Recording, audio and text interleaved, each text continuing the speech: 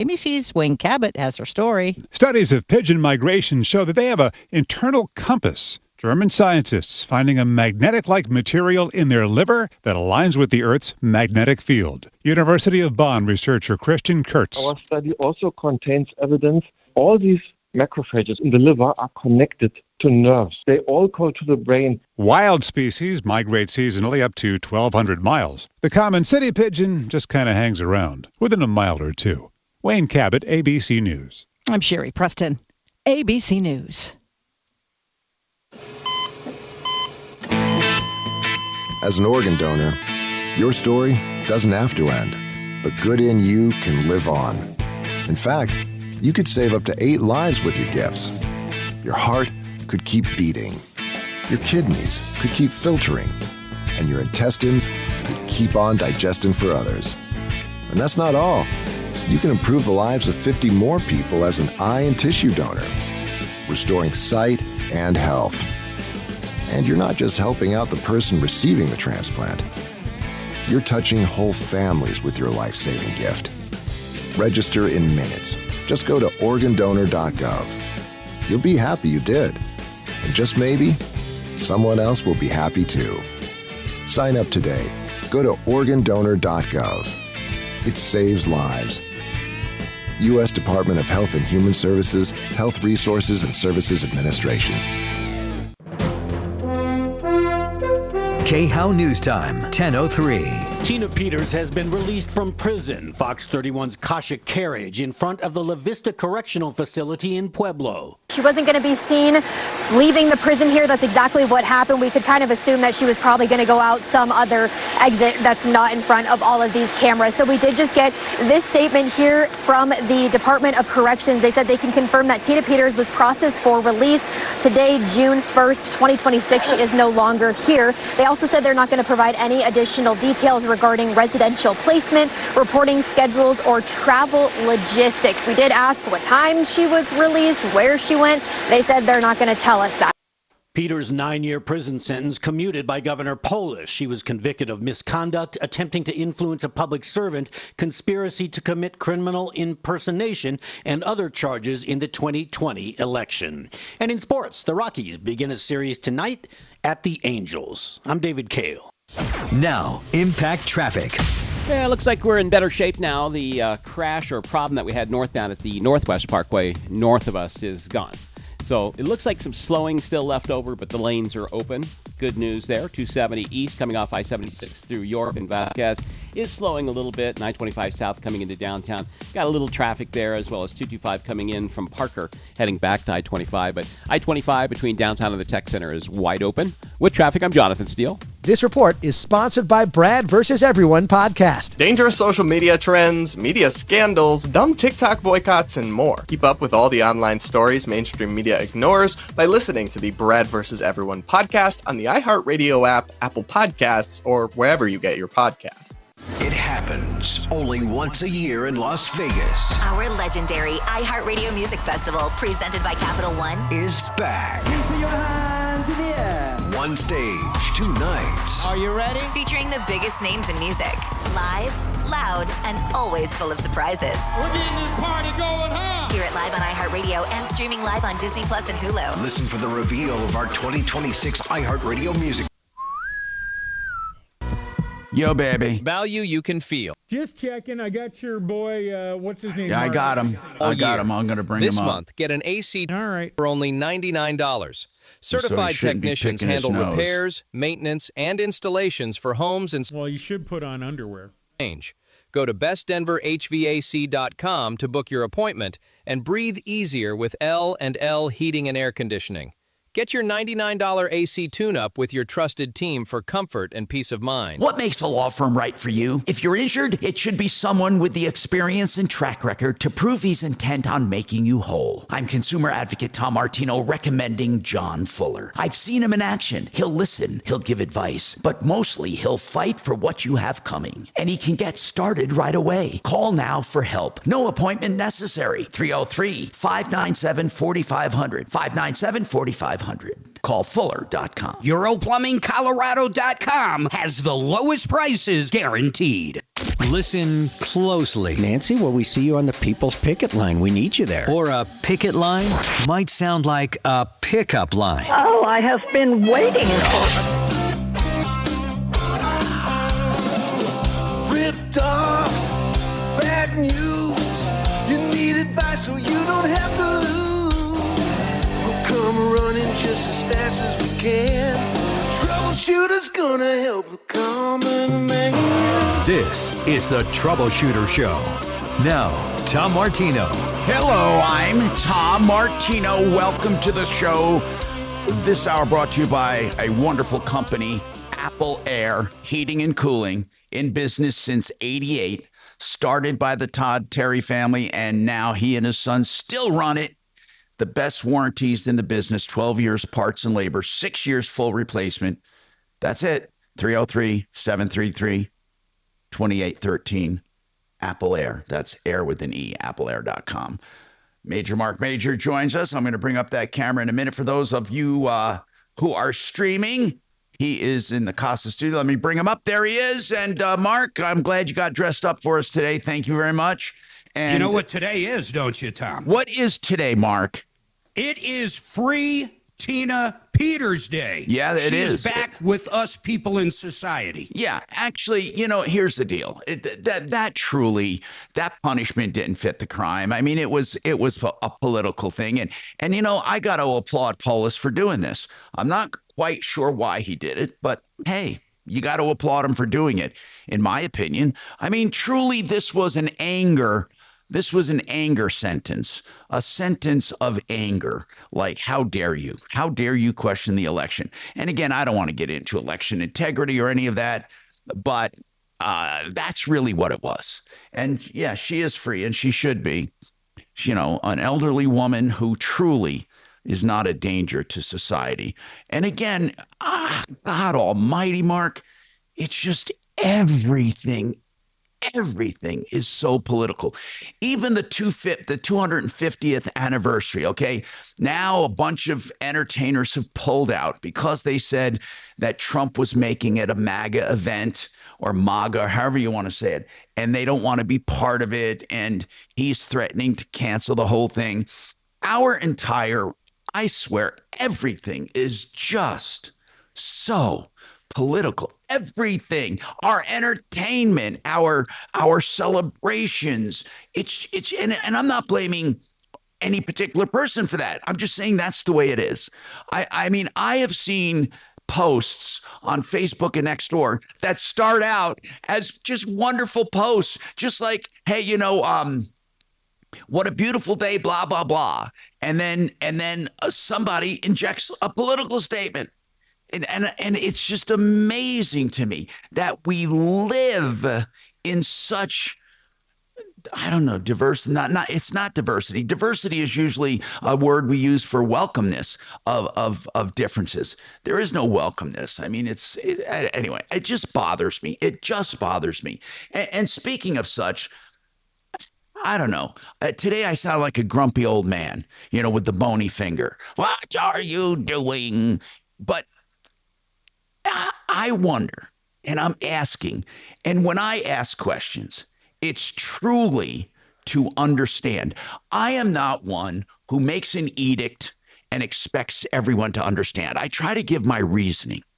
But what I'd like to know, I really would like to know, social media, the purpose for some people. Now, social media, for example, an attorney who gives legal advice. I've seen wonderful posts by attorneys who give great advice. I love that kind of social media. And then you have social media by entertainers saying, hey, here's where I'm going to be, and we love to hear from our entertainers, or here's a clip from the movie I just made, whatever. But then there are those social medias that are just, I don't understand, just a picture of yourself and saying, contemplating spring or like, just like, I don't know. I wonder what it is. I guess it used to be we had all of these thoughts to ourselves, and now we feel like people care. And especially like what you're eating and what you're drinking and what you're doing and, relaxing on the beach, toes up, on my boat, on my cruise. It used to be we got these in a Christmas card maybe once a year. How are people doing? We never knew how people were doing. But I'm wondering, is it true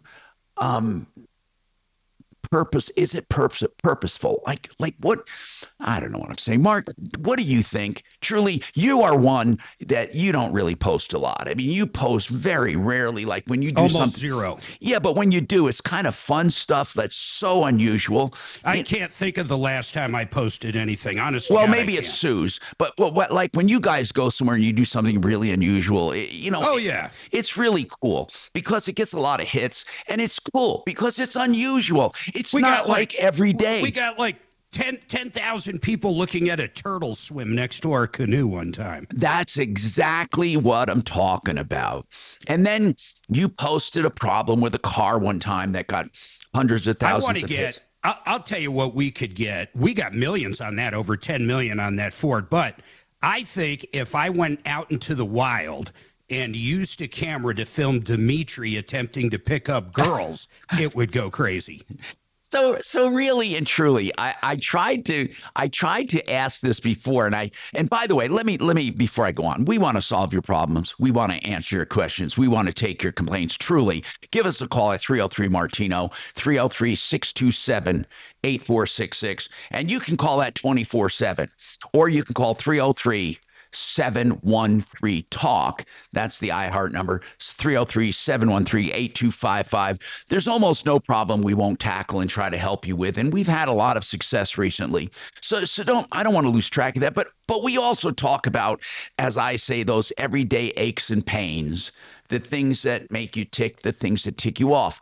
And I'd like to know, do people I guess they do love social media because they love things, they love things. And so if they love them, they must be watching them and liking them. Now, I think one of the areas where social media can do really great things, I mean, okay, like the recent interview or interviews. Several people have done interviews with Mark's, whatever the hell his name is. Anyway, I wanted to say Karl Marx. It's not Karl Marx, but he was interviewed by Kyle Clark, and oh my God, did it get a lot of response. Why? Because, and Kyle played it, I think, just right, and that was he didn't try to be confrontational. He wasn't confrontational at all. Victor Marx was sitting there, and he showed him the utmost respect. He took stuff directly from his website, from Victor's website, and asked him about it. And Victor is a gift for talk radio, by the way, and of course for TV, as you saw. He's a gift that keeps on giving. All you have to do is use his own words. About casting out demons or about rescuing people or about killing a guy when he was 4 or 5 years old or whatever the hell he was. I mean, when you confront a guy with his own words, then, it's like you don't have to do anything outrageous. Even if you did have a dog in the fight and you wanted to show that the guy was a nut, you don't have to do anything. You don't have to go out of your way. And that's where social media comes in, where you can take clips from that interview. And I believe Mr. Clark did that and then put it on his Instagram. And it was brilliant because what it does is it shows you the interview and then it teases ahead to you can see the complete interview here or on my YouTube channel. And that's what I believe. I mean, who am I to say what social media is for? I mean, I'm not at all. But that's what I think is best use of social media, where you spread news and views. Or I love to give consumer tips, like, hey, when you're buying a car, make sure you do this, or don't put money down with a contractor, things like that. But then again, you have those who simply use it as a dumping ground for everything they're doing every minute of the day. I would like to know what people think I would like to know how they're using social media. We've said this before. I'd love to do a show, and I think someone should have a radio station. And I'm serious. I've said this before. Or a radio show dedicated to social media where people get a slice of time to highlight their social media on the radio. Social radio, I would call it, where you get on the radio and say, blah, where you're reading from your social media and see how that plays. See if your social media can translate into radio and maybe get conversations going for a certain time slice, and then it goes on to the next person. And then I envision this radio station where people register for the next day or for, whatever. They make an appointment on the calendar, and then the mic is turned over to them for that period of time, and it's their website. I'm not with their website. It's their social post. It's their Instagram on radio, or their TikTok on radio, or their whatever. I wonder how that would go if people would have enough to say, let's say a 15-minute chunk of time to just do your social. If you want to try it, again, if you have social media that you think is compelling and you want to share it on the airwaves and through our streaming, I would love to try it. You tell us what it is off the air. We'll look at it. We'll bring you up and then try to convert it to an audio social post on radio. Let's call it social radio. Of course, if you don't have enough nerve to do it, I understand. A lot of people, the way they are, the thing that empowers them is the anonymity, or at least not anonymity so much, but the protection of doing it ahead of time, editing it and getting it just perfect, then putting it up online. So if you're not comfortable with live, you're not going to want to do it. But if you want to take a shot at it, give me a call. I would love to highlight your social media if it's relevant and you want to try to do that. By the way, any problems, questions, or complaints, give us a call. I do have a few texts here and there I want to get to.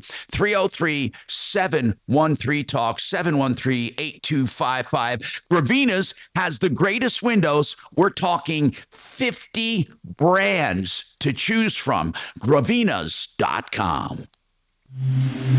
Yep.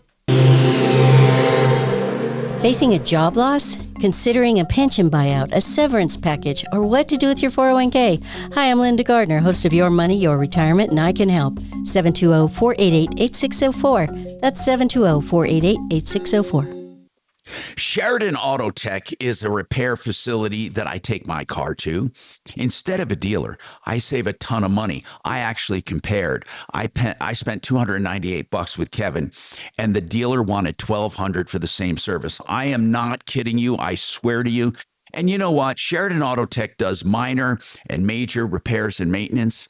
They do electrical issues. They do pre-buy inspections on used cars.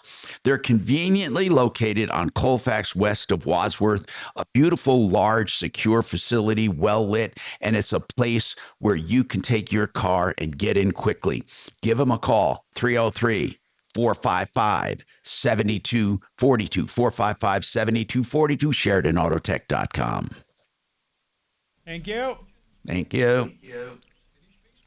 We're kind of discussing the death of radio, and I'm not saying you're this old, Tom. No, as a matter of fact, you're not. No, it is. The death of radio. Of conventional radio. It's gone, man. It's gone. Pretty much. But I was telling Adam that it's been, the funeral bells have been tolling for radio since June 6th, 1948. You know what day that was? A day that will live in infamy. No, you're... What was it? What is it? Milton Berle started his TV show, and they said Uncle Milty going to TV is the death of Who's radio. this Martin Berle character? Get the hell out. So, talk radio, of course, got its injection of life with Rush Limbaugh. I think he brought it back to life. Heck yeah. But as far as God, just good old-fashioned talk radio and community radio, people don't need it as much because they have so many other outlets. That's the point I'm making. People, they would get relevant by calling up a show and giving their 2 cents. Now they can post it to YouTube and get thousands and thousands of hits. They don't give a damn what a radio talk show host, what they think of their problems or of their opinions. They don't care. Everyone is a star. Everyone is a star. Yep. We don't get the same burst of, what the hell is it? Not endorphins, but the other, that when you see a like on your post. Dopamine. Yeah. Which is likened to endorphins, yeah. Yeah. Tom? Yeah. Why don't we, you or Mark mention on the air to have some of our callers call in about how the show has helped them by just listening over like the last 5 or 10 years, how the show has helped them. Boo! Why is that? Go look through a cupboard. Okay. I've actually. Let's shock Bo live on the air. Yeah, you go ahead. Bring it over here. Just trying to make a suggestion. Zap him in the nuts. That's a great suggestion. You know that. Actually, if we could find a way to post nude selfies, but radio is audio. I'll post a nude on the. I'm gonna do a poll about Bo. Yeah, you go ahead. I'm gonna do my feed. Bo, you've given Mark. You're supposed to be here, Mark. I was gonna play a joke on you. No jokes. You being here's the. Okay. You can't play a joke. I heard that, Shannon. That's pretty good. I said to Bo, you being here's the joke. Ha ha. I'm leaving. Oh no, not you, Mark. Well, I thought aren't you on vacation? Are you on a cruise ship? I'm on vacation 24/7. Right. I'll have you know. Aren't you on the SS Huntavirus? That's next week. I'm going to bring a bunch of Rolaids in case. Bring a bunch of rubber mice and cheese to feed the mice. Ladies and gentlemen. What is going on? Yes. Dimitri, you looking at your receipts? Oh, I'm just trying to track it.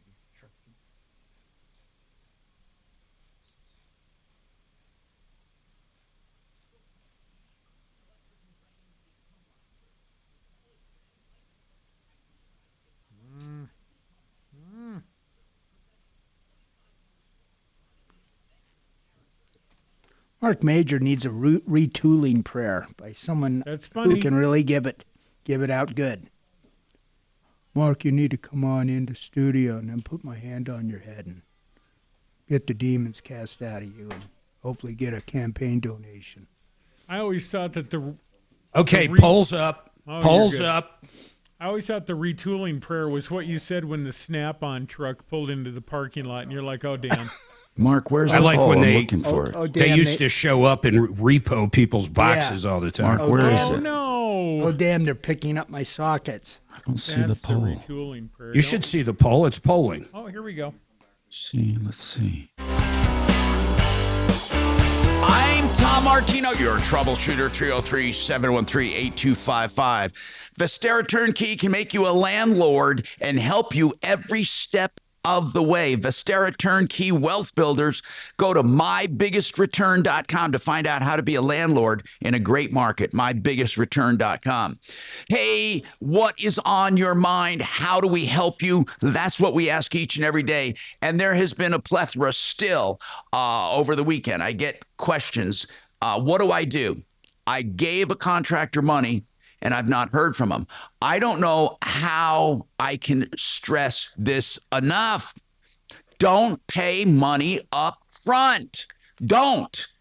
John, what's going on with you? Welcome. What's happening? You're on with Marc Mager, and Tom Martino. What's happening? Hey, not a whole lot. Can you hear me okay? Just fine. Good. Hey, I got a question about Medicaid. I'm calling is it Medicaid? Yeah, Medicare. I'm sorry, Medicare. Gotcha. When you turn 65? Yes. So I got a question. So I'm calling for a friend, but I'm just going to make it easy, and because I know the whole situation. Let's just pretend it's me. I'm going to be 65 in November. Do I need to file for Medicaid, or can I pass it up? I don't own nothing. I own absolutely nothing. My Social Security income now is only $700 a month, and I'm thinking they're going to take a couple hundred dollars more. I'm on Medicaid, and that pretty much covers all of my medication, everything I need. Medicaid does. So, do I need to sign up for Medicare? Okay, I'm going to tell you the long and short of it, John. If you do not take, by the way, Part A and Part B, the only one you're paying for is Part B in Medicare, okay? And they take it out of your benefit, and then it is part of your coverage. If you opt out of it, and they will not take money out, but it basically is like this. Once you opt out of it, you are penalized if you ever try to get it again. Now, I'm going to give you an exact scenario. My brother, who is now deceased, my brother had the same scenario. He had VA paying for most of his bills, and he opted out of his Social Security Part B.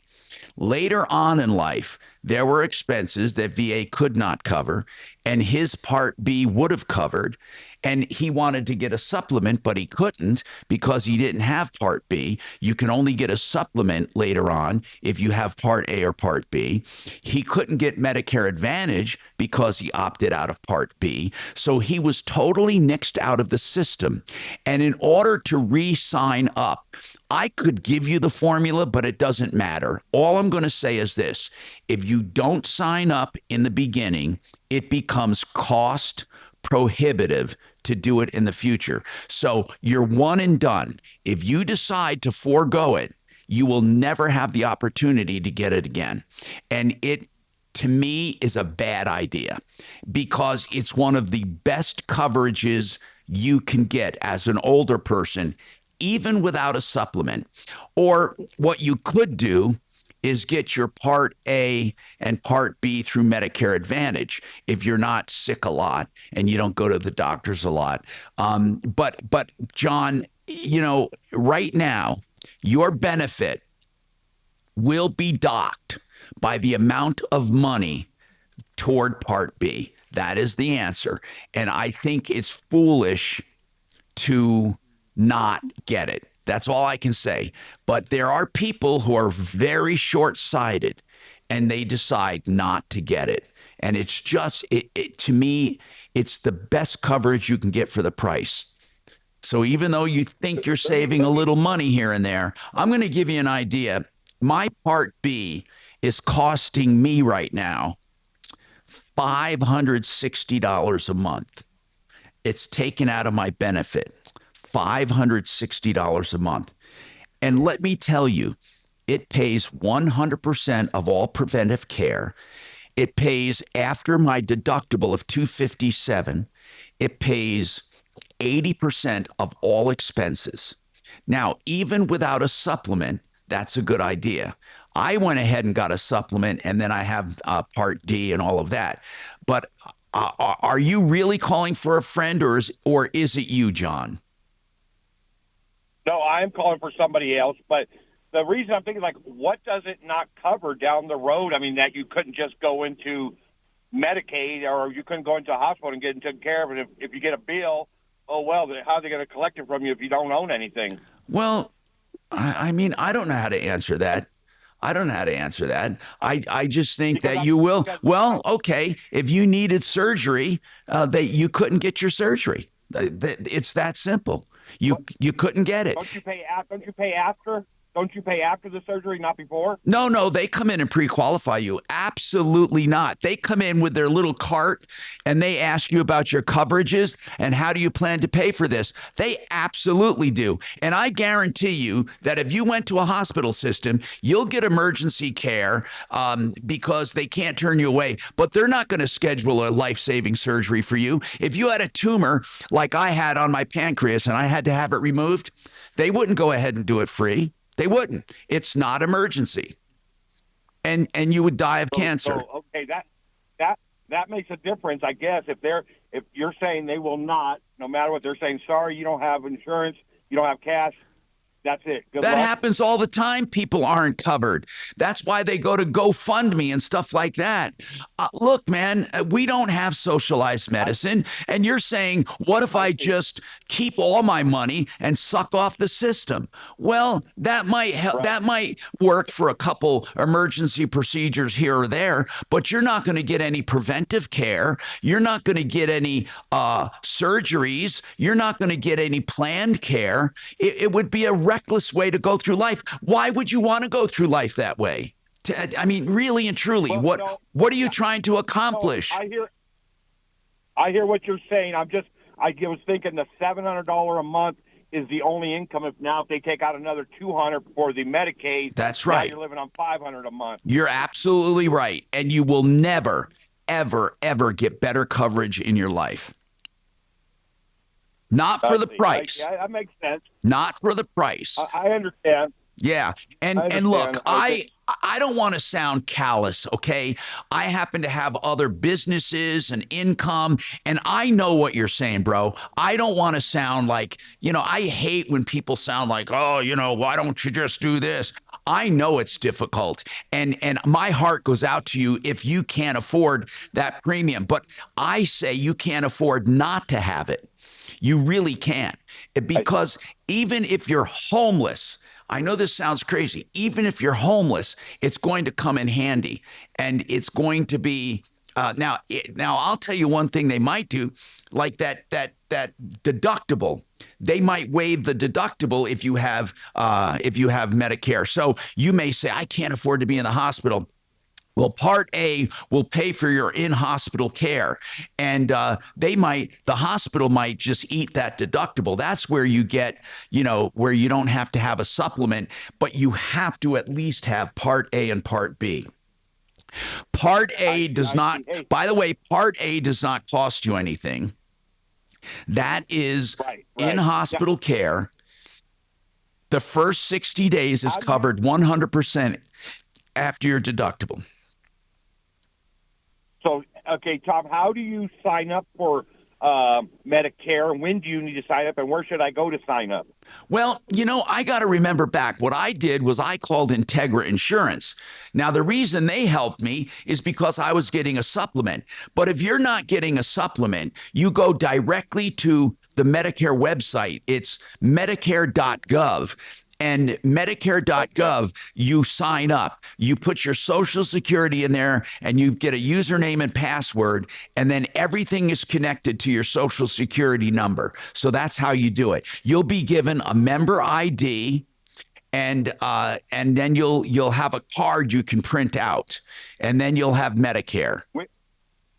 When do I have to do that? Like, is it? I always heard it was like 3 months before your birthday, or. You know what? They should be better at proactively advertising this. But you're right. You have to do it in advance. And I don't know of the exact time limit. I'm searching on the Medicare site, but you have to do it when right before you turn. Now, by the way, if you do it afterwards, I do believe it's retroactive, but you can't opt out of it. You can't wait too long. Okay. Yeah. So if I were you, man, just for that couple of $100 you're going to save, or in your case, if you're low income, it might be $100 a month. It's not that much for the coverage you get. I got to take a break. I'm Tom Martino, 303-713-TALK. I do not recommend ever opting out of Part B, ever. Renew Home Innovations, the most beautiful Italian porcelain showers. Oh, my God. They do it in 2 or 3 days and give you a year to pay with no interest, no payments. And they are beautiful. They're direct stone importers, and they're custom-made showers. RenewHomeInnovations.com, 303-904-2000.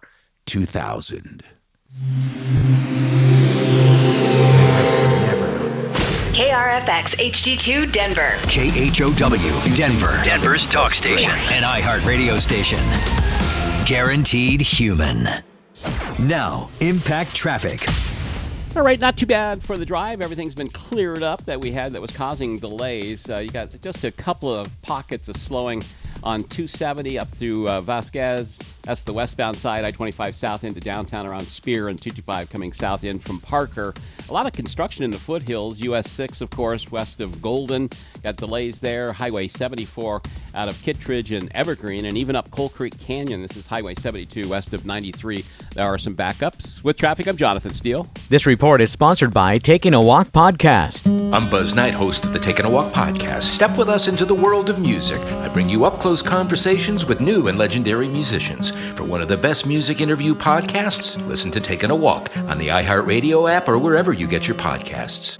So, I was just talking about how you can't get better coverage for the money and you got to do it with Medicare, right? Well, I'm going to tell you the same thing about Fix It 24/7 and their extreme clean, tune, and check of your AC for just $39.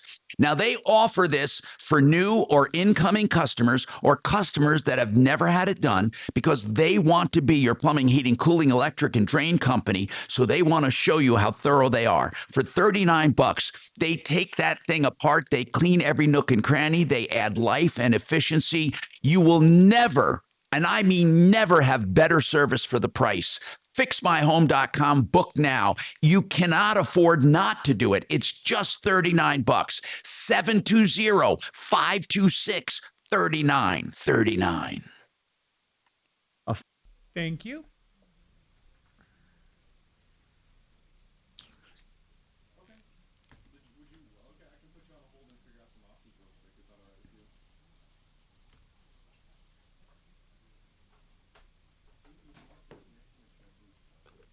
Mark, check your text real quick.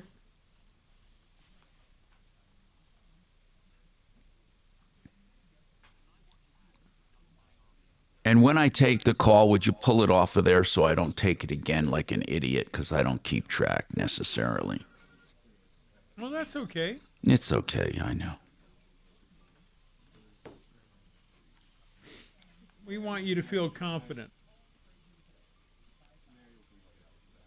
Oh, my God.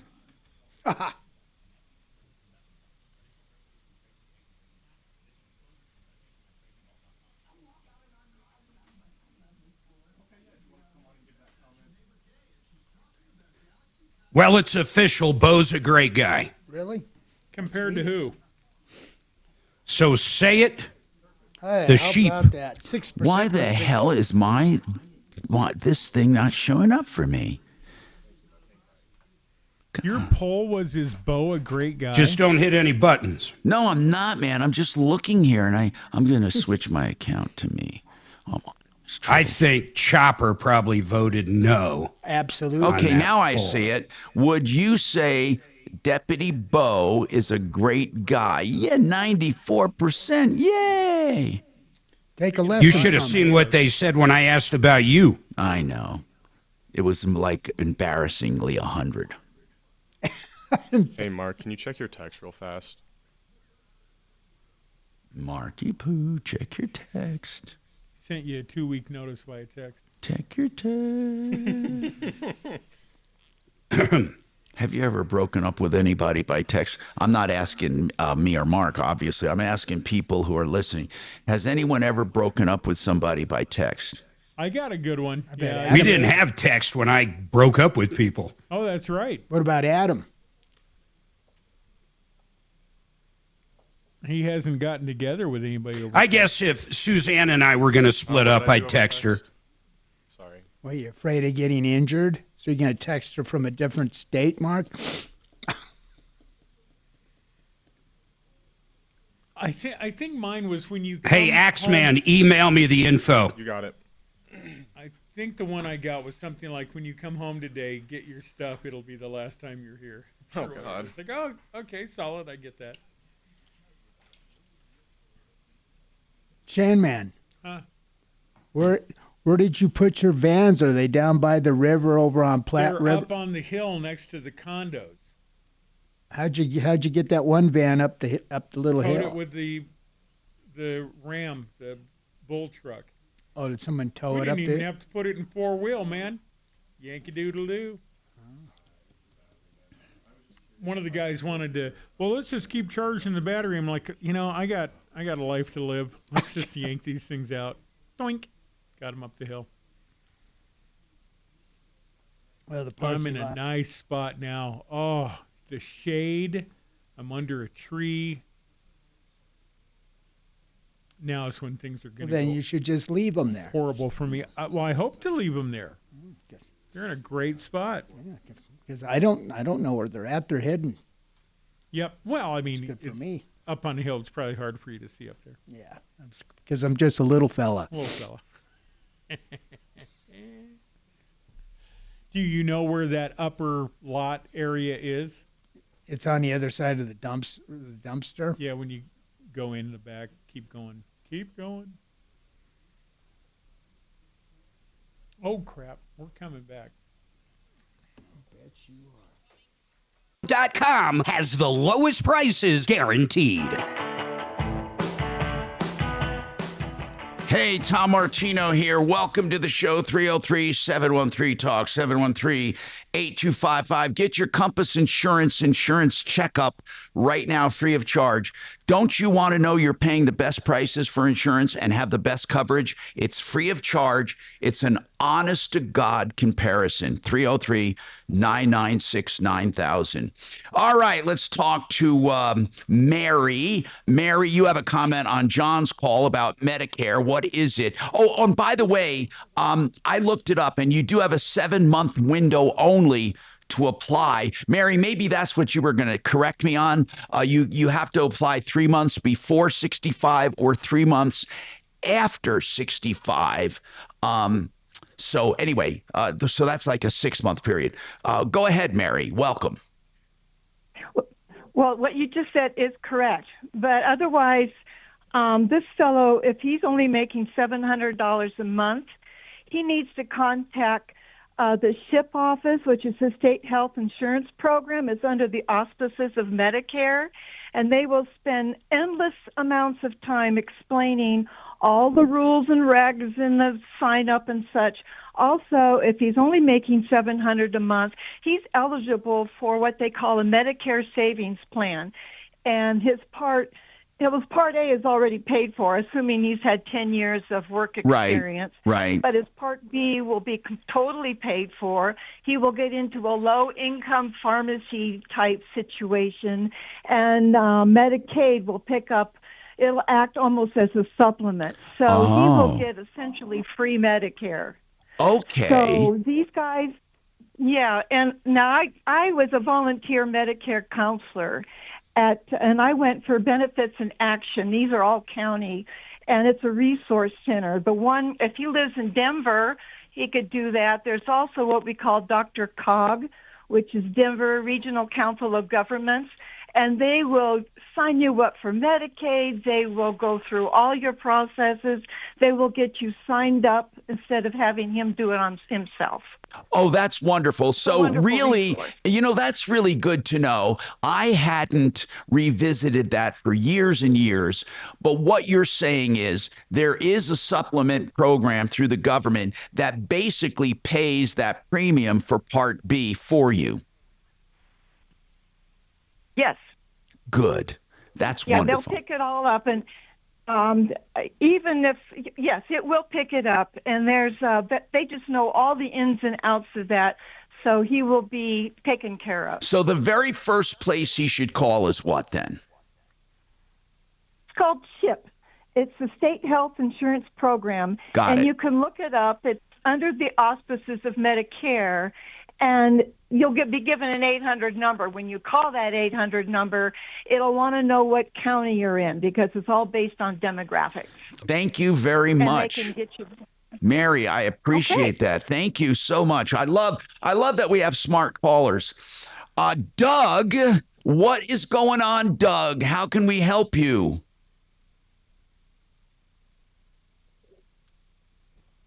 Doug. Yes. What's happening? I've got a 08 LR2 Land Rover. I took it in for an oil change, and they did the oil, and then they changed my differential fluid. Yeah. And that LR, you can only use certain kind of differential fluid. They put regular 80/90 in it, and it destroyed my rear differential. Now hold on a second. Well, hold on a second. Now, was there a service you were going to change it out anyway, or is this something they recommended? They recommended it. Okay, and how many miles on it? It had 70-some thousand on it. Oh my goodness gracious! And so, what are they going to do? What are they going to do for you? They won't even get back in touch with me. I've taken great care of this vehicle. It's paid off, and like I said, I'm almost 75 years old. I can't afford to fix it. Are they acknowledging the wrong fluid causes? How many thousands of miles later was it? It wasn't even thousands of miles later. It started making a noise probably about 500 miles after I left the shop. And what did they tell you? I talked to the manager. He said he'd get in touch with the owner, but they've never got back in touch with me. What's the name of the place? What's the name of the place? It's Rocky Mountain Quick Lube in Loveland, Colorado. Doug, how do you know that they put in the wrong differential fluid? Because I've got the receipt they give, and they put the old differential fluid in it. This Land Rover, there's 3 vehicles that use that because it's all electronic. Mm-hmm. It's a Jaguar, an Audi, and a Land Rover. So on the receipt, and they put in regular gear oil that I put in old vehicles, not Let's get that's electronic. Let's get Jeff Vick up and let's see what he thinks of this.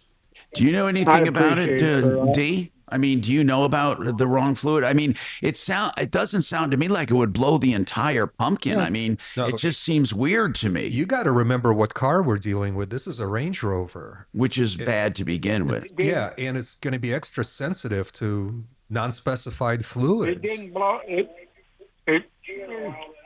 Yeah, that's what I mean. Everybody I've talked to, and I found out it can only use a certain kind of fluid, and I think they didn't want to get it because it's about $56, and you have to put in 3 quarts. So yeah, but they were going to charge you for. Yeah, I know that's no excuse. So, Doug, they won't even call you back right now. No, I haven't. It's been over a week, and all right, we're gonna do a couple of things. We're gonna do a couple of things. First, we're gonna get our expert on just to talk about it and to see if truly the thing is blown completely. And then we're going to ask. I want you to call over there to Rocky Mountain Quick Lube and ask them to address this situation. But I need to know this. Who told you that your differential is out? It ate all the seals and started making a noise. And who told you that? Rover, who told you it was bad? A Land Rover mechanic. I took it in and they checked it all out. Where'd you take it? Alexander's in Loveland. He's a certified Land Rover mechanic. Okay. Thank you very much. Hold on a second. Axe, let's call those clowns over there and maybe and let's get our expert on as well. We have more coming right up. Very nice. Now, impact traffic. Oh, I did not write discount bath. Gotcha. Thank you discount bath, very much. 60. Oh, yeah, sure. Of pockets of slowing on 270 up through Vasquez. That's the westbound side, I-25 south into downtown around Spear, and 225 coming south in from Parker. A lot of construction in the foothills. US 6, of course, west of Golden. Got delays there. Highway 74 out of Kittredge and Evergreen, and even up Coal Creek Canyon. This is Highway 72 west of 93. There are some backups. With traffic, I'm Jonathan Steele. This report is sponsored by Taking a Walk Podcast. I'm Buzz Knight, host of the Taking a Walk podcast. Step with us into the world of music. I bring you up-close conversations with new and legendary musicians. For one of the best music interview podcasts, listen to Taking a Walk on the iHeartRadio app or wherever you get your podcasts. Discount bath. Those words. They don't normally go together, but with discountbath.com, you can count on it. And they say they'll do your bath at the best price and the best value, and they're happy to discuss price from the very first phone call. In fact, Discount Bath will go over the plan or come up with plans. They'll price it out. They'll draw it out. They'll discuss. They'll visit, all with no obligation and free of charge. That's how confident they are. You're going to go with discountbath.com. Just call them 720-979-2322. Get started on your discountbath.com. 720-979-2322. And by the way, walk-in shower starting at $9,888 fully installed. Awesome. Yeah, Tom, it's better. Even though it's got sugar, it's better than no electrolytes. Yeah. So It's got a bunch of good electrolytes. Yeah. But let's see what kind of sugar it has in it. You're holding it right over your computer. What kind of sugar? Well, it's got calcium, potassium, magnesium, chloride. It's got all good stuff, but then it has bad. It just has added sugar. I mean, it's just. Why do they do that? They don't have to. Because it's delicious, people. Just don't have to. Almost everybody's addicted to sugar, so they sell more with sugar than without sugar.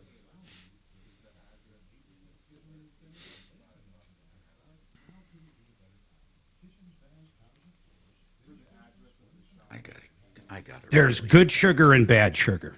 Yeah, right. No, that's true. No, not true. Not true. Yeah, like high fruit, what is it? Corn toast or whatever's made out of corn. That's horrible for you. Oh, of course it is, yeah. Oh, you're right. There are some sugars worse than others, but there are no good sugars. That's right. There are definitely better sugars than others. Well, slightly There's less harmful. There's some carbs that are great for you, 100%. Like what, Mark? The fibrous? Exactly. Well, who are you trying to tell, Jeff? I'm gonna call the guys. Oh, differential fluid. So, Mark, did you eat good in Vegas, or are you still on your low-carb diet? No, we ate really good. We had went to a great steakhouse, went to a great Italian place, went to a great Chinese place. Chinese place in Vegas. Yes, Poodle, that is what I said. Corn toast. Ah!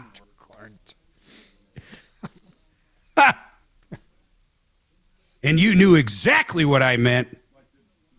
Unlike when I get a text and I don't know what the words You knew exactly what I meant. No, exactly. I knew what it was, no, even no, though you no. I knew what it was, even though you misspelled it. I mean, I guess I could imagine, but even the lead into the misspelled word was so crazy. No, it wasn't. Yeah, no, and that happens.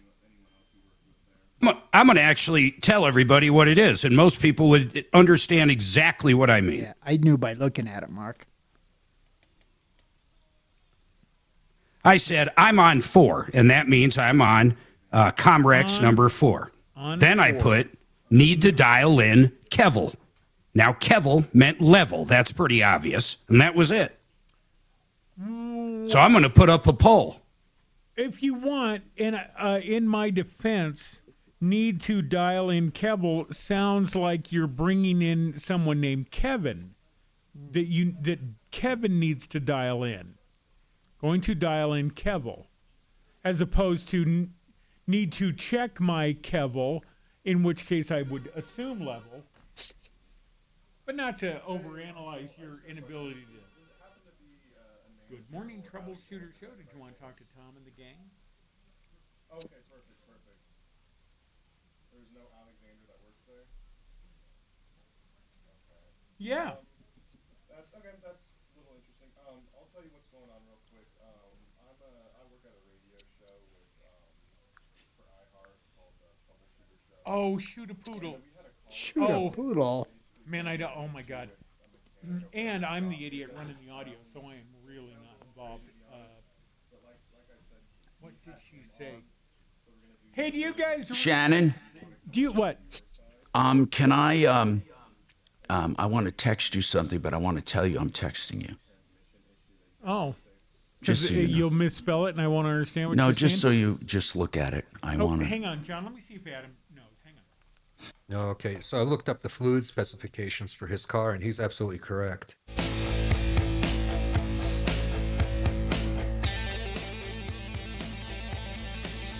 Hi, Tom Martino here, 303-713-TALK, 713-8255. Welcome to the show. All right. So what did you find, Dimitri? Well, I found that our caller is correct. His 2008 Land Rover requires a special fluid. It's called Haldex coupling fluid.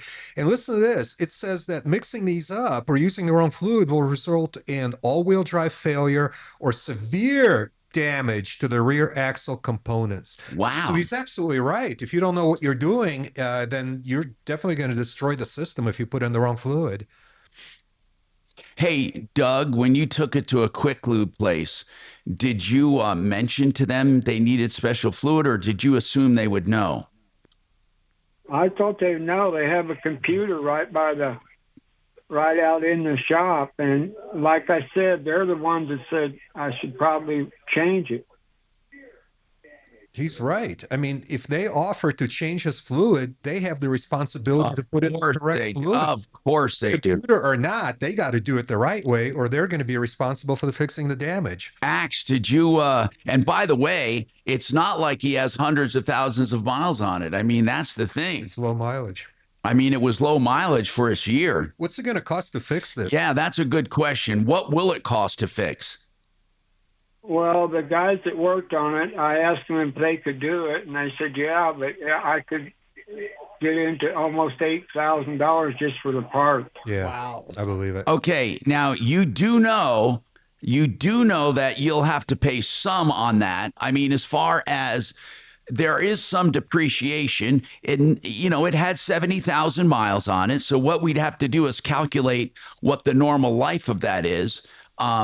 But they would definitely have to pay the majority of it, I would think. Tom, unless they're already quoting a used part, in which case they have to if they're replacing his used part, another used part, they owe him 100% of that plus. Oh yeah. Did they say what for $8,000 what you would get in parts? Were they used parts or new parts? Oh, I'm sure it was new parts. All right, Axe. Let's get Jeff on the phone. Let's try to get them on the phone. And, this is made for small claims court, right in that price range, at least, to go and try to get some money from them. If they put in the wrong fluid, I don't see how they get out of this. I don't see how they do it. I mean, they ruined his differential. More coming up. Need a whole. Very nice. I saw Jeff up there too late. It's okay. What are you going to do? What are you going to do?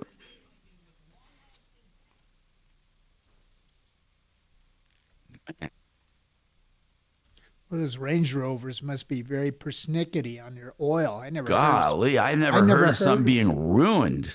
Completely ruined. Dimitri, did you figure out the weight of the oil of this Haldex? It's not the weight that's the problem. It's just that it's actually a special fluid called Haldex coupling fluid.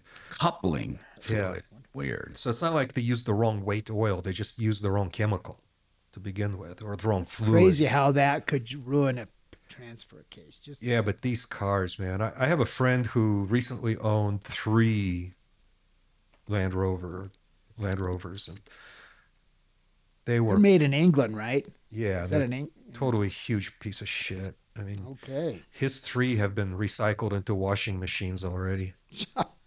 Haldex fluid. The one thing that's cool about them is they're made of aluminum bodies, so you get really good scrap value for Land Rovers. All right, I just sent that to you, Shannon, privately, not to be discussed on YouTube or anywhere else. And I saw it. Bo, I'll be gone on Tuesday and Thursday, so stay in touch. Yeah, I got your text. Mm-hmm. Oh, okay. So good. I forgot I sent you that. I'll come over and bother Tom on Thursday. Maybe use the good china from the display cabinet, You're gonna lock up your. I don't have good china. That's the problem. I have none. drink. If you find Yes, you something in the do. fridge, just drink it right out of the carton. Put it back. And you're not meaning the euphemism for cocaine, right? Good China. Is that what they say? Yeah. Can I borrow a few? Can I borrow a few supplements? Looks like some good China to me. I don't know. Oh, Shannon, I got a request for you. Oh, we don't do requests, but thanks for listening. Oh, jeez. No, Oh, listen. God, listen to him. So I have a 15-year-old nephew, and he's very smart, very accomplished, loves music. Legally, I'm not allowed to speak to him, by the way. He's without supervision. Hey, and so I was wondering, on occasion I hear that deafening music coming from downstairs at iHeart. Yeah. Is it possible for me to invite him over to watch one of those bands? So I've been here 30 years. I've seen one band downstairs. Mm-hmm. I don't even know who they were, and it was kind of an accident that I was there. I've never invited myself down, so at this point, I don't entirely know who to ask. It's probably Miranda, who's the promotions person. Oh. Yeah, Suze has a dead connection there. What's that? Suze has a dead connection there. Yeah. What about Jeff Tepper? Thanks, Shannon. I'll ask that person to see if I can. And JoJo, talking to JoJo about stuff is weird, but he is kind of in charge of everything. Dave Tepper's great guy, but I don't think he has any pull downstairs. Where it's all down to JoJo now because so many people have been laid off. Wasn't JoJo an announcer? You mean JoJo is the guy for our program director, you mean? Kind of, basically, yeah. I mean, especially in charge of the FMs as well. Do you think Whereas it would be? Dave is just the AMs, huh? Do you think it would be appropriate for me to politely ask Mr. JoJo to see if I can invite my nephew? Oh yeah, well, and the thing that I never know until somebody shows up, and there are people that have the calendar. Yeah. I do not have the calendar of who's going to be in here. Yeah, and they know months out. I'll start with JoJo. Yes, because somebody that the kid likes could be in town in July, and the odds are they will be downstairs at some point. And I don't think we even care what the band is. He would just love that experience of seeing a real band doing like real music, and I think it would just be a super cool experience for him. Oh yeah, yeah. Cool, thanks, Shannon. That's very nice. JoJo. Sorry, I don't know more, and it's crazy that since I've been on the fourth floor, I never get down there, so I don't even know what the deal is. But you hear that, right? I can hear him right through the floor. Well, as a matter of fact, I've done remotes where we've recorded bands before the show, and I've been in those sessions with AWOL Nation and Blink 182 and stuff. I mean, I'm in the room with them. Wow. So I know what's happening. I don't get downstairs. Well, I'm kind of tied to this deal, this dog and pony show. No offense. Yeah, dog. Yeah, these are like real bands, right? These are the kind of bands you would have heard about. Bob Dylan's been in there. Paul McCartney's been downstairs. Really? Yeah. I didn't know that, Shannon. Now, do they practice before they go to like the Red Rocks? They come in and practice? Well, sound check is practice, and a 12-year overnight successful career is usually practice. Do you think we can invite Kylie Minogue? She's really hot. Kylie. Yeah, she is kind of crazy. She's hot, and it would be great to invite her. She's a British pop singer. She's like their, former teen idol. Has she ever been here, Dimitri? I don't know, but she's definitely been in here. I'd like to meet her. You think so, Kylie? Oh yeah, yeah. Tom, you ought to look up her pictures, man. She hot. What's her last name, Dimitri? I'm Minogue. Kylie Minogue. She's from England. Yeah, I see her. She's Australian. Oh, she's Australian? Mm-hmm. But I think she's in England, right? Isn't she? I don't know. This is the first time I ever heard of her. Oh. Highest selling Australian female artist of all time. Jeez, I'm not surprised. Of all time. I would buy her CD. She has breast cancer. Really? Even no, that was way back in 05. A long time ago. Yeah. Even over Olivia Newton-John? I mean, come on. Yeah, big time. She is the number one seller of all time in Australia, female. You ought to see her video with that replacing Olivia with that Christmas song. That is a video for Dimitri, all time. she's Newton definitely John, cute. my Olivia? 58 years old. Yeah, especially for that age. I little would bit, and totally let her musician, go out on a date with me. In the Lincoln. In the Lincoln, yeah. Oh wow! Take her She'd to be the drive-in. That back seat is perfect for driving movies, man. Load up some beef sticks and some iced tea. Probably not beef sticks. She probably eats something really fancy, like knaps Beef or sticks something. beef sticks for you, D. Were you saying canapé? Yeah, that's a canapé. Thank you. I'll have to all right. brush up on that terminology before taking Kylie out on a date. Yeah. If you're gonna order for someone, now a lot of waiters will cut you slack because they know you're trying to get laid. They won't correct you in front of the chick, but yeah. No, I'll brush up on that, and I won't be able to eat any meat sticks because they're garlicky. And if Kylie and I are going to be sucking face in the back of the town car, listen, me. I don't. Yeah, if you're going down under, you don't want to. Yes. So you don't have to lose.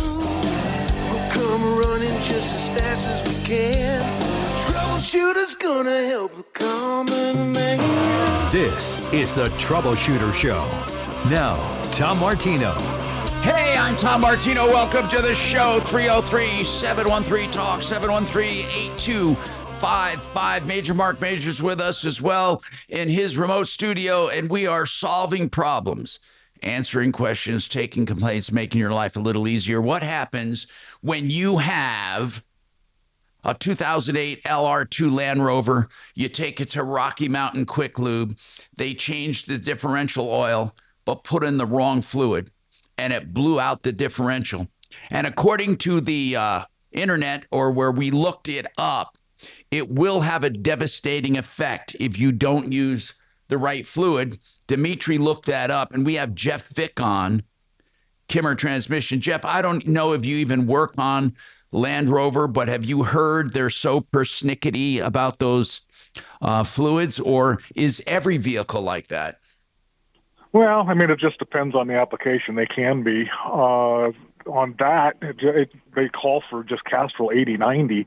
So as long as you're using some sort of equivalent, and there's really nothing wrong with that.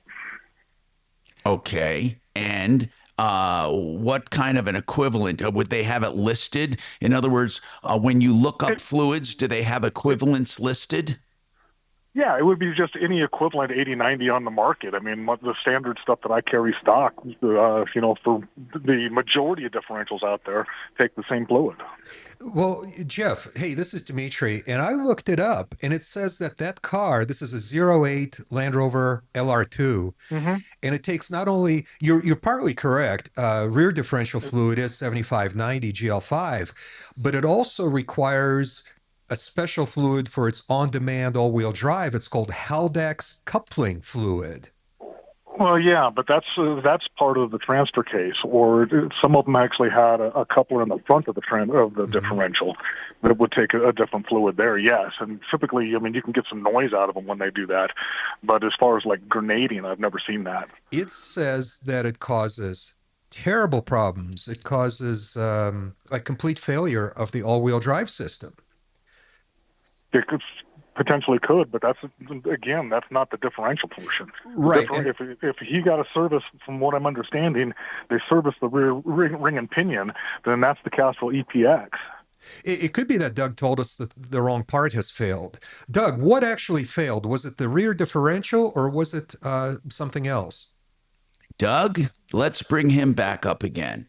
And was it the entire differential that went out, or was it one gear? What did they tell you? Well, they said that, I've got the paperwork right here. The howling noise went. Yeah, you got to stop listening to the radio, man. This is getting too confusing. You're listening to the radio, and then we are about 20 seconds behind that. I mean, so it's going to be very confusing. It's off. Thank you.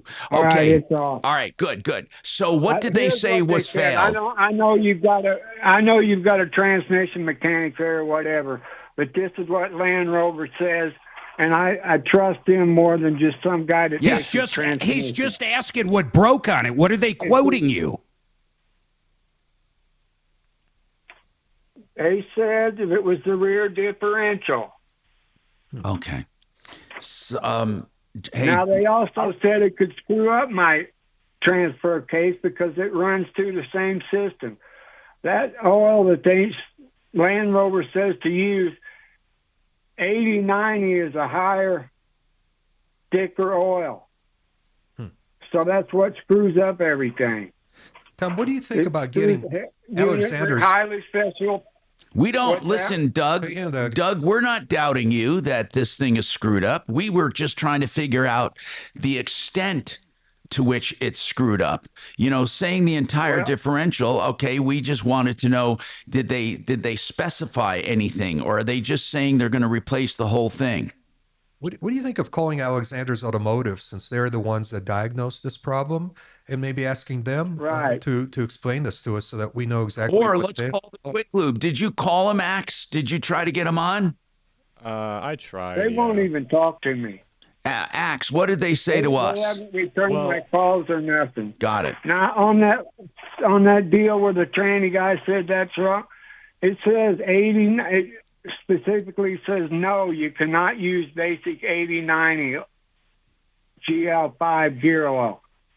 Instead, because the sluggish poor pressure regulations and premature wear on internal clutches and pump. Basic gear oil will cause all-wheel drive systems to bind, chatter, and fail to engage properly. And how long oil is before you designed for experienced failure? heavy-duty. Jeff? What's that? How long was this fluid in there before you experienced failure? He said right away. Well, it's still driving, but it makes a howling noise. It was I started noticing the howling noise about maybe 500, 700 miles after it did it. It didn't do it right when I left the shop, but like I said, it only had 70-some thousand miles. And they admitted to you the kind of fluid they put in there, right? I've got it on their receipt. Got it. Okay, good. So and that's why when the mechanic went out and looked, I said, it's in my glove box. He went out and looked at it. He goes, well, this is what caused it. They used the wrong kind of gear oil in it. Hey, Jeff, does $8,000 sound outrageous, or is that right around what it would cost for parts, do you think? I think that's probably outside the realm of reasonability now. Wow. This is something. Tom, we're still not sure what parts need to be fixed. Yeah. Well, he says that he keeps saying the differential. Let's call Alexander's. Hey, Axe, call Alexander's. Let's try to get them on. And by the way, Axe, when you did call the Quick Lube place, what did they say? You said you tried to get them on. What did they say? Yeah, well, when I did call, I didn't have any names for anyone that Doug worked with, so it was a little hard. The manager said he has no idea what's going on, but he gave me the owner's number, which I did leave a voice message for. Okay. Yeah, we'll give them the customer's name. They ought to be able to look it up that way. Okay. So let's call and figure out, maybe Alexander's will talk to us about what he found. And we're not doubting him. Let's just figure it out. 303-713-TALK, 303-713-8255. Jeff, how specific do fluids get? I mean, as far as other vehicles that you know, are they all, like I said, particular as to what they use? I'm sorry, I only caught part of that. Shannon cut in on you. I was just saying, are they all particular as to what fluids they use, different differentials? The majority of them are going to be the GLS5, the 8090, but some of them, yes, you do have other fluids that you need to put in them, or other additives that need to go along with it. So, I mean, it is important to make sure that you're using whatever is required according to the application. Okay, so as far as the 500 to 700 miles, that sounds about right if you had the wrong fluid in there? I would honestly have to see or at least test drive this thing and find out what's going on, what kind of noise he's actually experiencing. Because something like, a clutch noise is going to be significantly different from something like a ring and pinion noise or a bearing noise. So without having that, I'm a little bit at a loss. And is it likely, if it did ruin some internal parts, that the entire transfer case truly needs to be rebuilt? Well, depending on who the mechanic is that's working on it, at the price range, it sounds like they're replacing. They're just replacing an entire unit. They're not actually going in and rebuilding. Because to rebuild it, you could take it apart. Some of that stuff is potentially salvageable. Some of it's not. So he could potentially be looking less if they're actually getting into, an actual rebuild scenario. Okay, we appreciate that. Jeff Fick, Kimmer Transmission, 303-713-TALK, 713-8255. Stay tuned. We'll try to get Alexander's on to see what they say. And meanwhile, what's on your mind? Give us a call. We'll try to solve your problem any way we can. And speaking of problems, Frank Duran, therealestateman.com, he'll tell you what your house will sell for, so you won't have a problem when you go to list. He will tell you, based on his vast 30-year experience, what your house should sell for in this market when he compares it to the others, interest rates, and other factors. Get a free analysis of your home. Frank Duran, therealestateman.com, 303-920-1622. Thank you. What's his name's got it here. And Jeff didn't need to throw me under the bus. I picked up and was thanking him for his time. Okay, thank you. Impact on the environment this fall. I just didn't know you were going back to him. For school or work. Avoid foods with excessive packaging. Use reusable cutlery, napkins, cups, bags, and containers, and recycle or compost any waste when possible. Brought to you by iHeartRadio Earth and the National Environmental Education Foundation. To find more tips for smarter, sustainable living, or to take action in your own community, go to iHeartRadio.com/Earth. Imagine this, you build a guaranteed pension account that protects your money. It gives you gains with zero market risk, and it also includes long-term care benefits. You got to check out my friends at mymoneymyway.com, but that is exactly the product they sell. Long-term care benefits along with guaranteed retirement, a check for a month that you can never outlive. You give up a little liquidity when it comes to annuities, but I'll tell you this, that guaranteed money coming in every single month is great to know it's coming. I want you to call them directly, 303-779-6600. Sleep better. Call up, ask the questions, 303-779-6600 or mymoneymyway.com. Very nice. 4.5. In your face. Yeah, sure.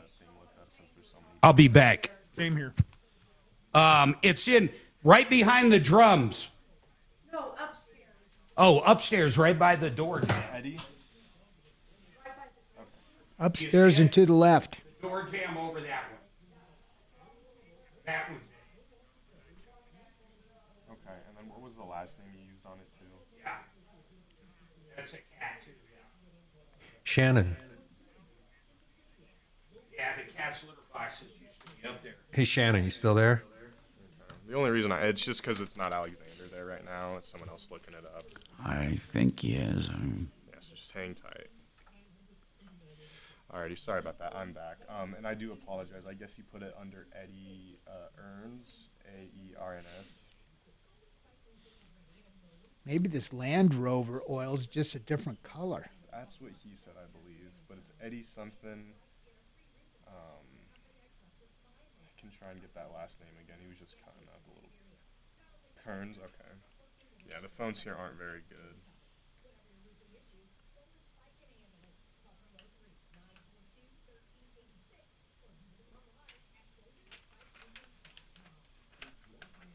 Hey, Shannon, did you get my text, man? Oh, thank you. Got it. Thank you.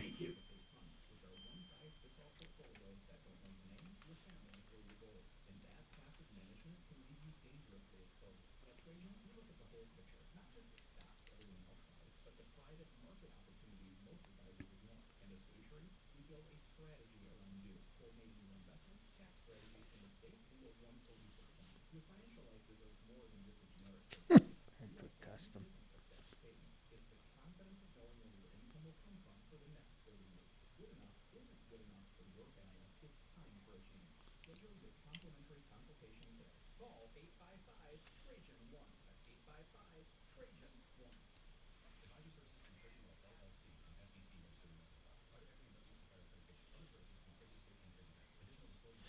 Land Rovers don't leak oil.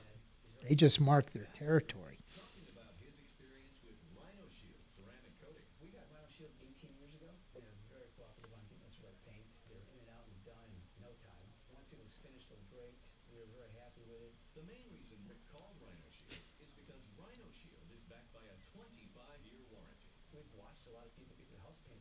Okay.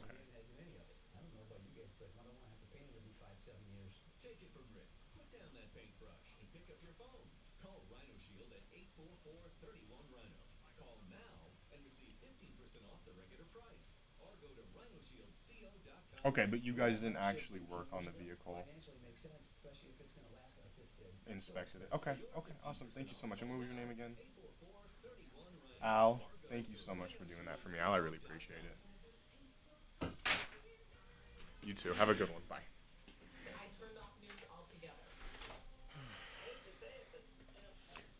So Adam, Alden, who's Al? Al is the mechanic at Alexander's. Alexander was not the available. guy that they're the company that put the right oil in it. Well, they didn't. Well, here's the thing. They only inspected it. They didn't do anything to the vehicle. Is Doug still driving around with the wrong oil in it? Yeah, I'm assuming because they didn't touch it. They said they only inspected it. Oh. I just can't believe a little different weight of oil would cause a failure. It's not the weight it's a totally What's that, different D? set of, it's not the weight that's the problem. It's a different fluid. It's got certain specifications, like certain But you know, additives. Dimitri, it sounds like he's still driving around with this. Well, he says it's drivable, but he has no choice, I guess. Why can't he just get it changed? Yeah, go get the Halifax. $8,000. Oh, that's what I missed. But if he puts the right Haydex oil in it, the noise might go away. Try bag bomb. Yeah, that's where I don't understand. How do they know it's destroyed? Yeah, Did they it'd go be through worth it? It's worth $150 to put this Haydex coupling oil in and give it a try. What do you think, D? Well, I have no way of answering that question unless I know what's actually wrong.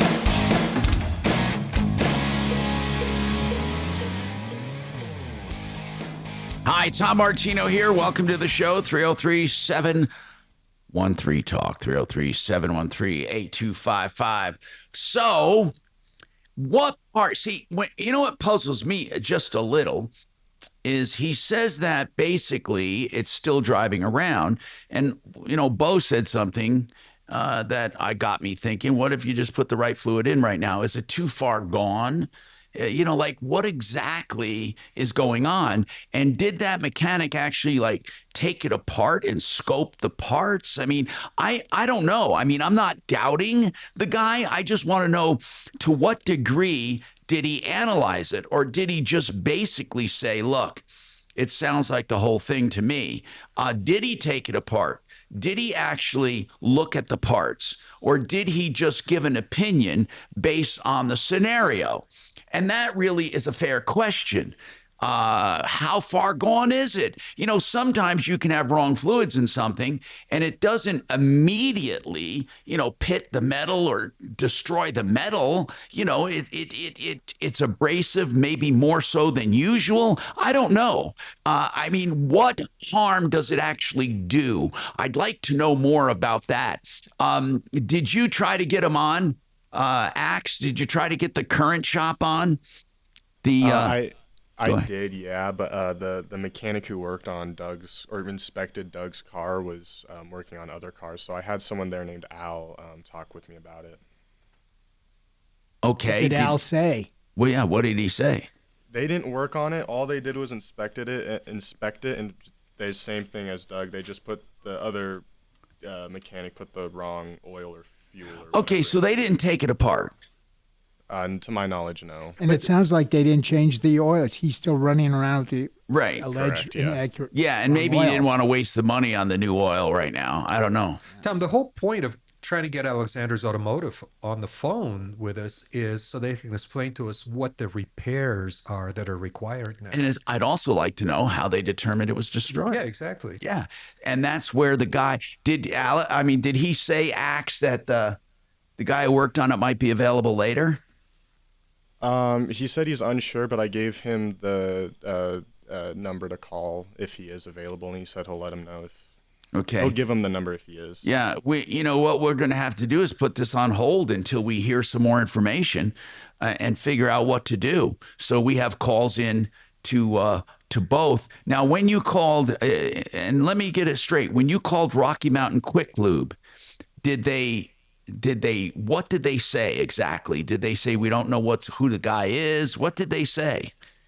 Pretty much. I mean, they said if they don't know who worked on the car, they won't know how to help or anything about the issue. They don't file it by the customer's name?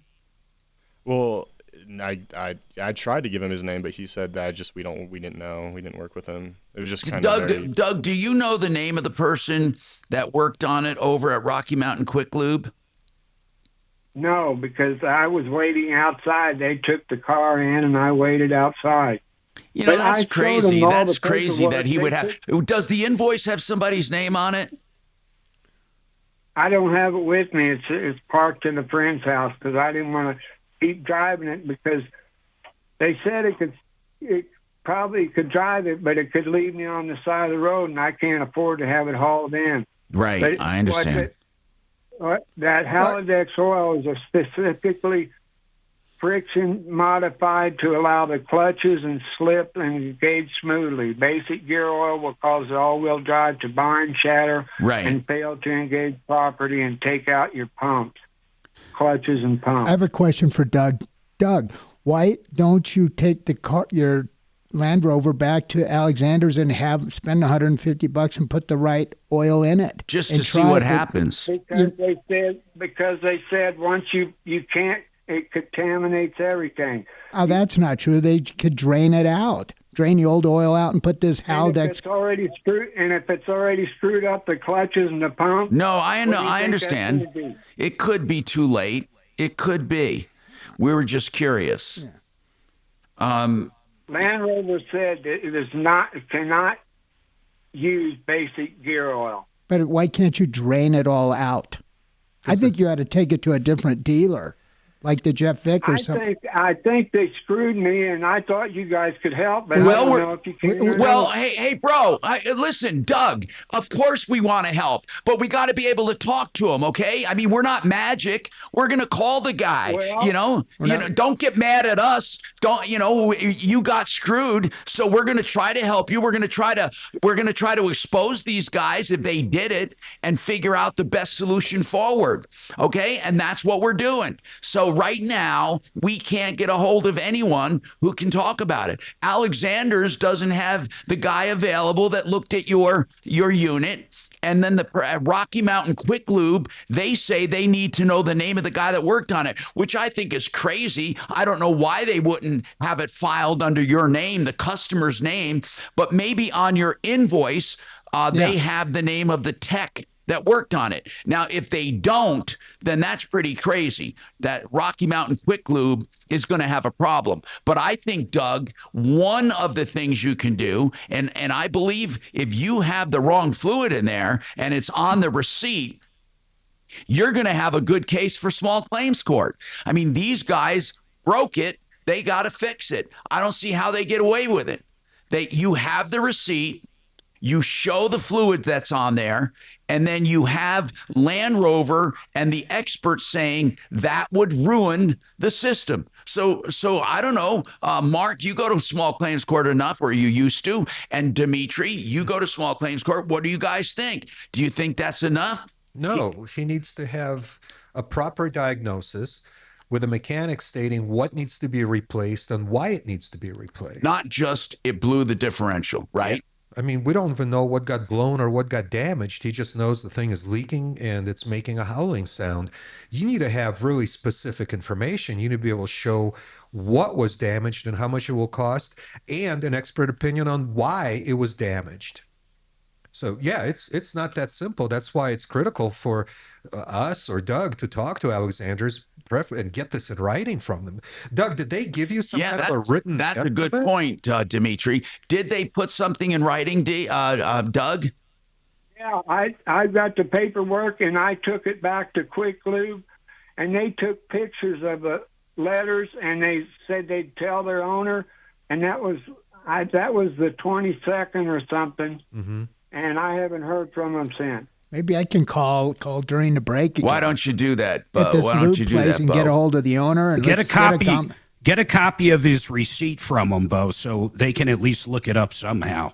Right, I need the text name, and I bet it's on Doug's receipt. Yeah. Just got to look through and find it. Well, they got to have something like that. Okay, so we'll take this break, but I agree, Bo. Thanks for helping out with this. Doug, we're going to do whatever we can. I mean, it's to us, if in fact they put the wrong fluid in there, with a good diagnostic saying that was the point of failure, I don't see why you can't get this taken care of with a judgment and in small claims court. I totally think that's the path forward if these guys won't do the right thing.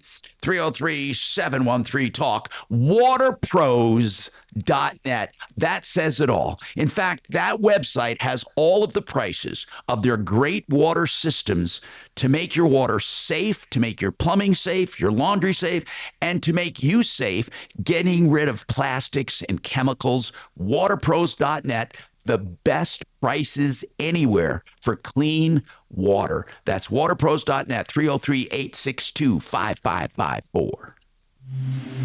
Yep. KRFX HD2 Denver. KHOW Denver, an iHeart radio station. Ryan Schuling, Tom Martino, Michael Brown Reloaded, and Dan Caplis. This is Denver's talk station, 630 KHOW. Now, impact traffic. All right, not too bad on the drive right now. We had one accident northbound at 6. They just cleared that a short time ago, so it looks much better as you're coming in on the northbound side. Southbound's been a little busy from I-70 down through Spear. Pena's running heavy out of the airport from Tower back to I-70 and 270 a little slow, as well as southbound 25, the ramp getting on to eastbound 270 because of construction work. That's kind of held up a little bit, but no big problem spots right now. With traffic, I'm Jonathan Steele. This report is sponsored by Blindster.com. Hi, I'm Kyle from Blindster. Thousands of homeowners have trusted us for their blinds that are easy to order, affordable, and guaranteed to fit. You measure at home, install yourself, and enjoy blinds made exactly for your windows. Blindster.com. Hey, what do you want when you look for a window and siding and door company? Well, you do want heritage. You want a company that's going to be around. You want great value as well. But one of the most important things you want is selection. And that's where Gravina's comes in. They have the largest variety of windows anywhere. 50 lines of windows, multiple lines of siding and doors, and the prices to match your budget. Whether it's a fix and flip or your dream home, Gravina's has you covered. Gravinas.com, 950 West Evans, and I'm talking 65 years or more in business, 303 Gravina. Very nice. All right, we'll do what we can to help old Doug. I expected Tom to appear to me in a vision at night and solve all my problems. Shut up, Doug. Wave that magic wand. That's not a wand, Mr. Martino. Yeah. Ew.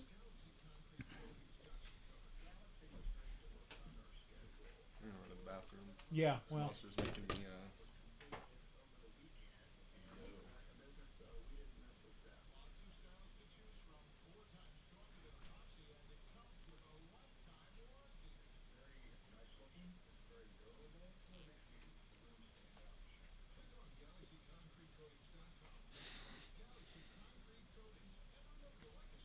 Boy, everybody's quiet as hell. Well, what I have to say is pretty awful, so I'm going to keep it to myself. Say it. No. Come on, you prick. What's that?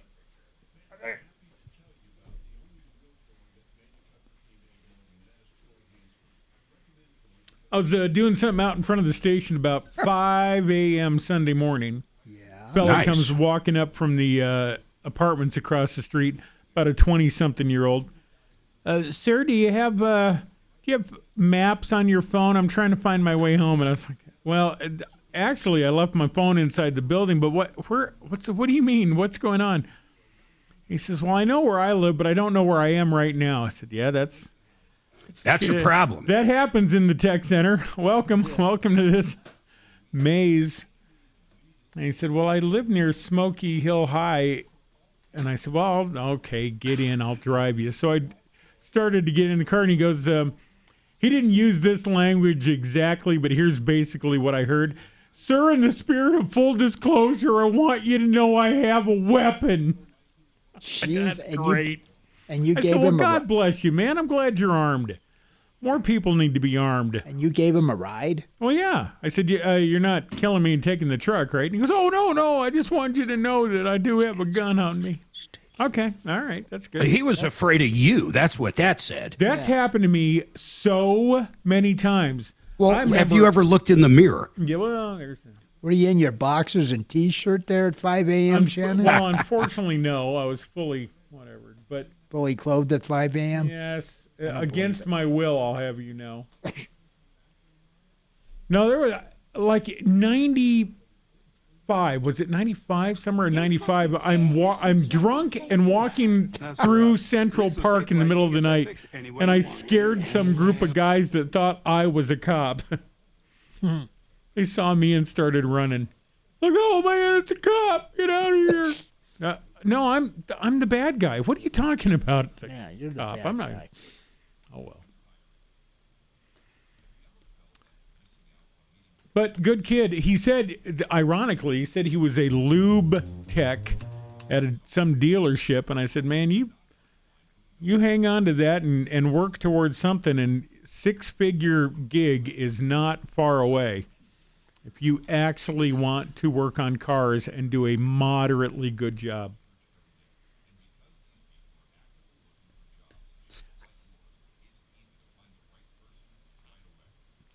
Unlike lube tech that Bo was for a while down at Charlie's bar. Yeah. Should have lube tech. Yeah. Gave him one-handed jobs. Well, just handing out lube, not... So let's see, Adam. Did you text me the Grumpy Doug's number? Oh, you did. Boy, I'll tell you, you guys were all very calm with that old boy. Yeah, no kidding. And I'm trying to get some Axe help. was so nice to him off the air. I was. No, I can't believe it. I would have unloaded. I was 1 second away. You're supposed to help me. It was getting close. You're too nice. Well, I did get a little mean when I was. Yeah, I'm dreading calling him, but I'm. No, well, yeah, on the air you outed him a little bit.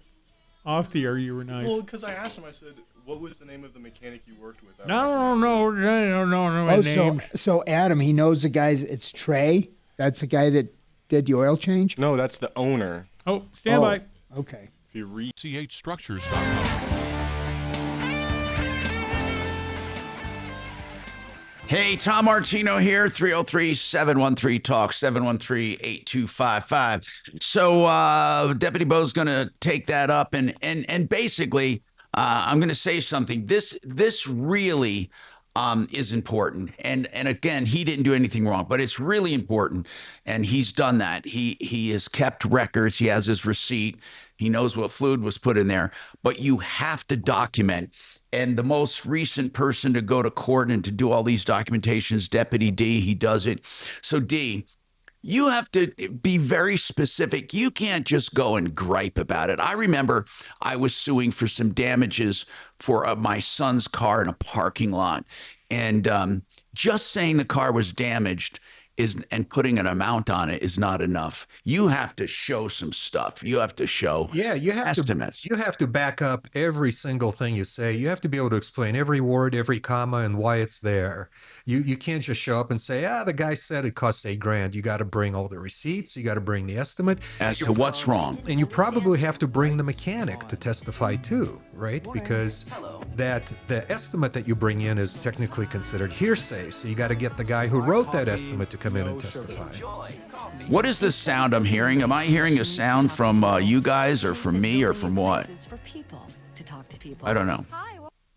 There, it's off now. Thank you very much. I was hearing some return audio. So I got what you said, though, and I'm hoping everyone did. So as far as the differential, though, would he have to have that torn, literally taken apart to see what damages there are? Or can the mechanic just say, using this fluid is known to ruin these things, and this is how much it costs to fix? Yeah, you can probably get away with that. I mean, if you want to save some money on diagnostics, but the more detail you offer, the better. I mean, there's this thing is called, these cases are won and lost on what's called the preponderance of the evidence, right? So you want to have more evidence on your side than the other guy is going to have on his side. And the more you bring, the better off you are, the more credibility you have.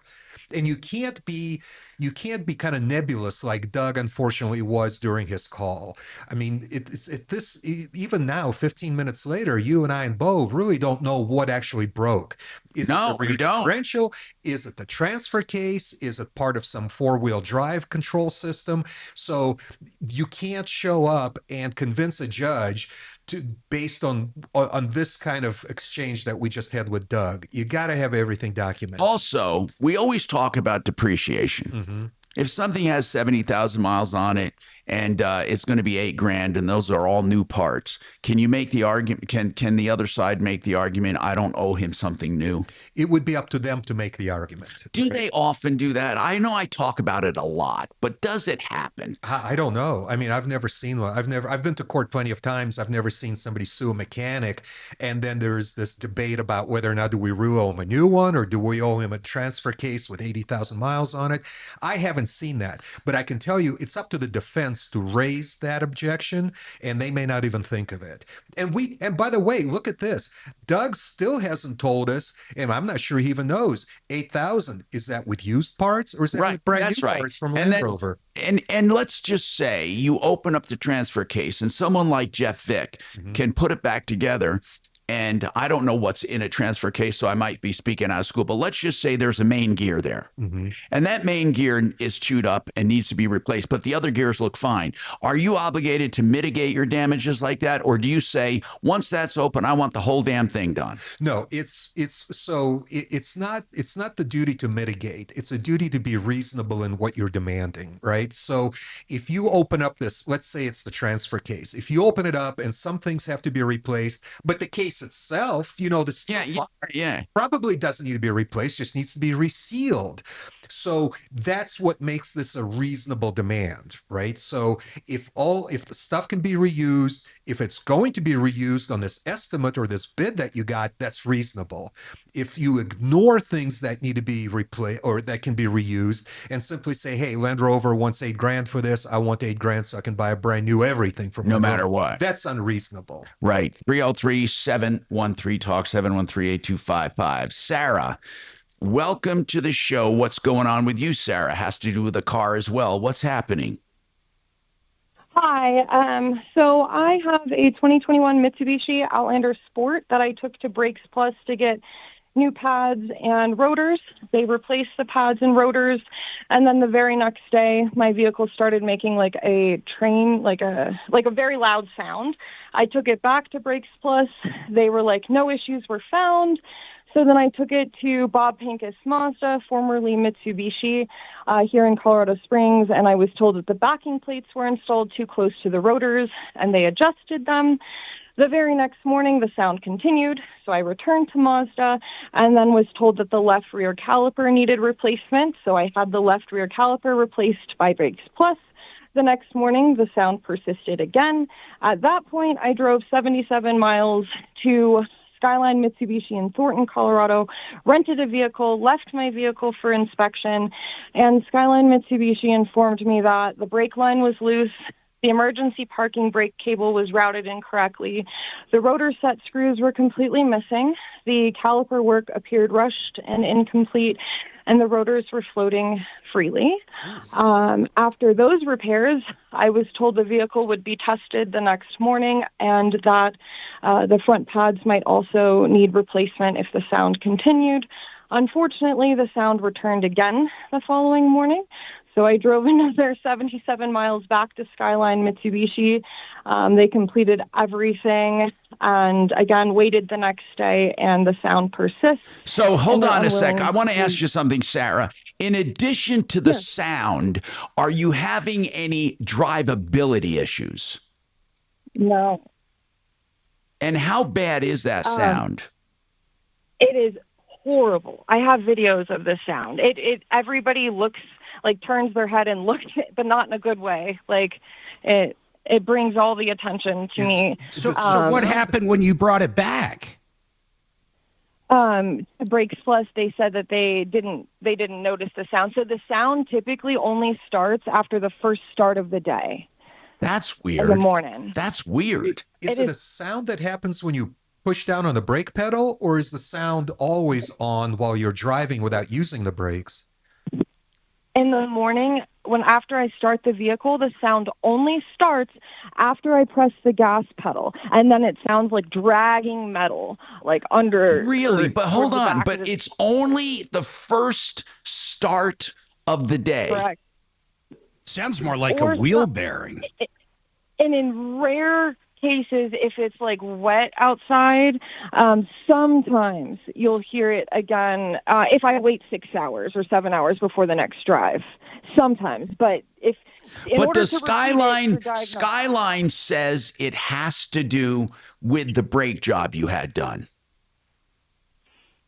That's what they initially guessed, and now they don't.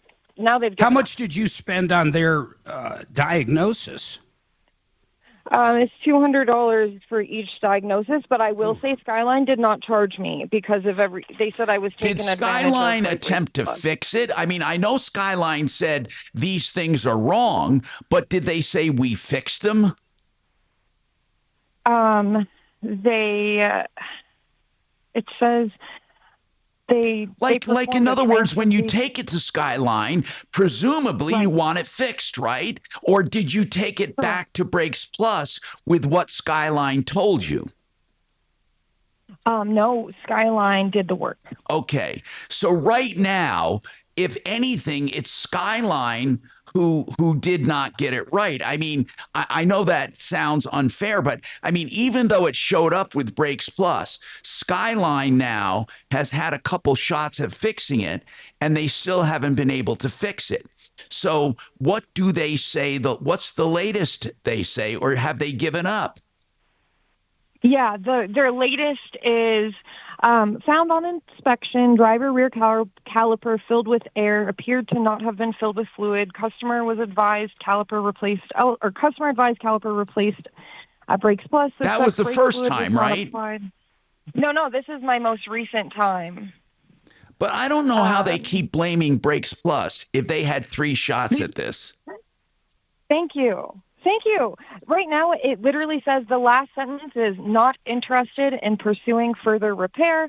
And then they sent me to sales to trade in my vehicle and kept my keys hostage. I want to hear this sound, guys. Let's get a copy of this video. Yeah. Okay, I'll send it in. So, Sarah, let's listen to it over break, and I'll try to post it up for people to hear on our YouTube channel. But, I mean, really, I want to hear this sound more than anything. Well, and not only do we want to hear the sound, but Sarah, did Skyline offer you any explanation for this sound? Do they have any idea what's causing this terrible sound? It sounds like they don't. I think they've spun their own wheels, no pun intended. So far, Skyline just charged you the first time for $200? No, my apologies. Skyline has not charged me a dime. They've done everything without. Well, then they didn't make any repairs. It doesn't sound like they made any repairs for you. If they didn't charge you anything, it sounds like they were just looking at it. But can they even duplicate it? You said it doesn't happen all the time. So all these shops can duplicate it, but none of them know what the hell it is. You got it. Can we refer Sarah to, she's in the Colorado Springs area, so don't we have Honest Accurate Auto? Yeah, can we ask them to Are you in the Springs, Sarah? I didn't get that. Yes. Okay. Yes. Okay. You know, we have a guy that we would like you to call, Jesse Schillinger, over at Honest Accurate Auto. I'll bet you he'll find out what the problem is right away. I'm serious. It does. I'm not sure what Skyline did. I mean, I'm not throwing stones at him. They didn't charge you anything.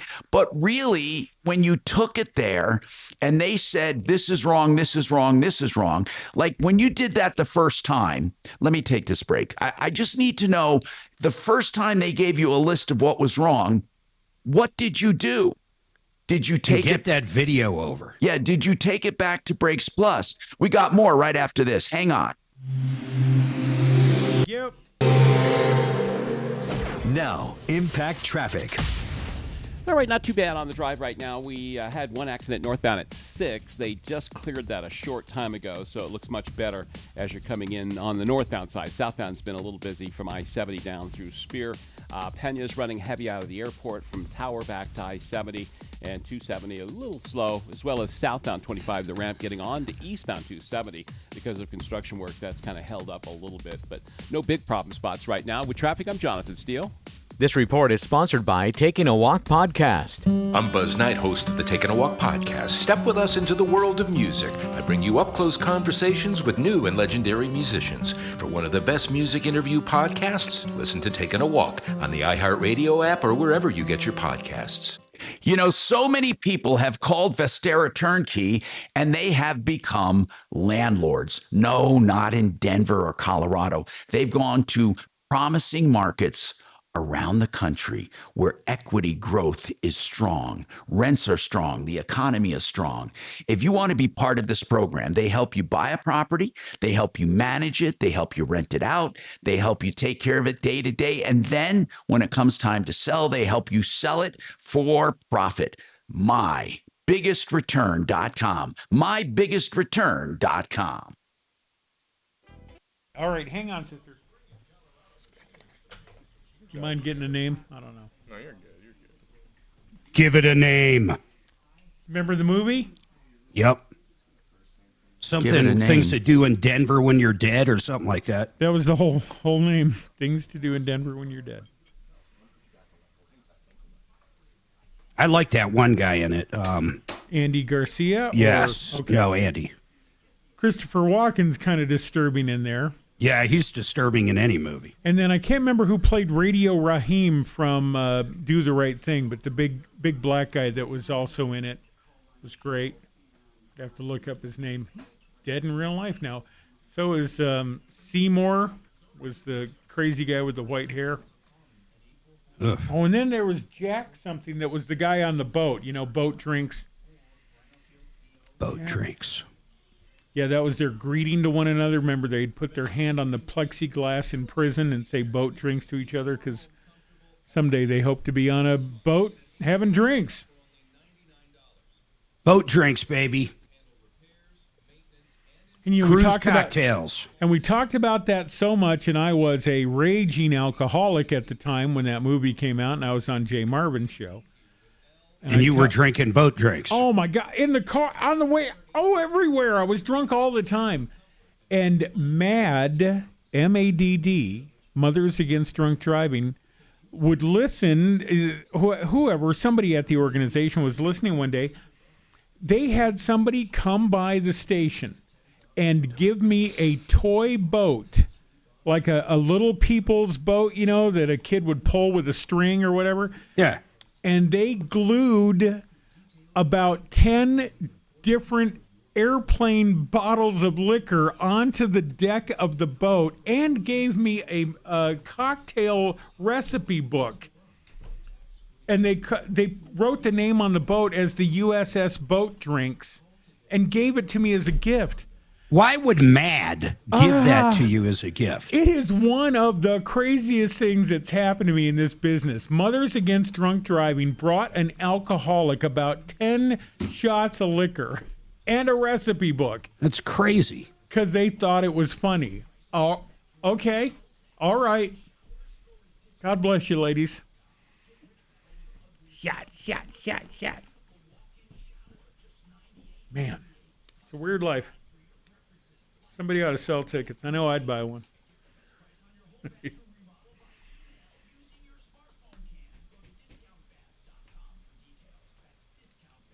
Sir, I just want you to know I have a gun. Oh, good. Oh, well, You worried about me, or should I worry about you? Or that was fun. Gotta do that more often.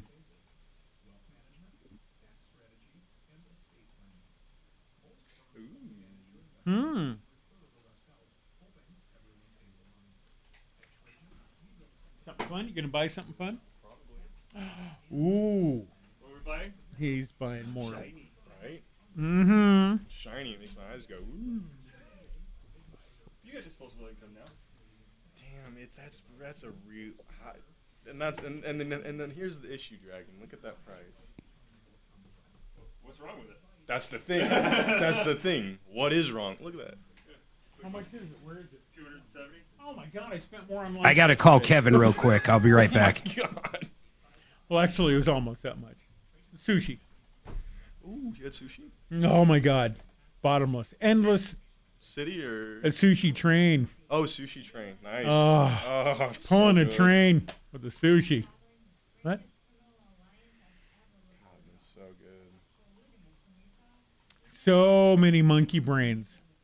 Are you hip to monkey brain? I don't even know what it is, but it tasted so good. You had monkey brain? Well, it's not an actual monkey brain. It's some sort of sushi roll they call monkey brain. Oh, okay. And the super California roll. Oh, here we come. The year.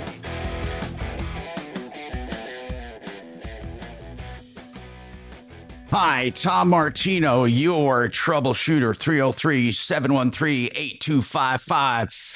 Okay, now, we are trying to help with this issue, but man, it gets complicated when you have problems like this.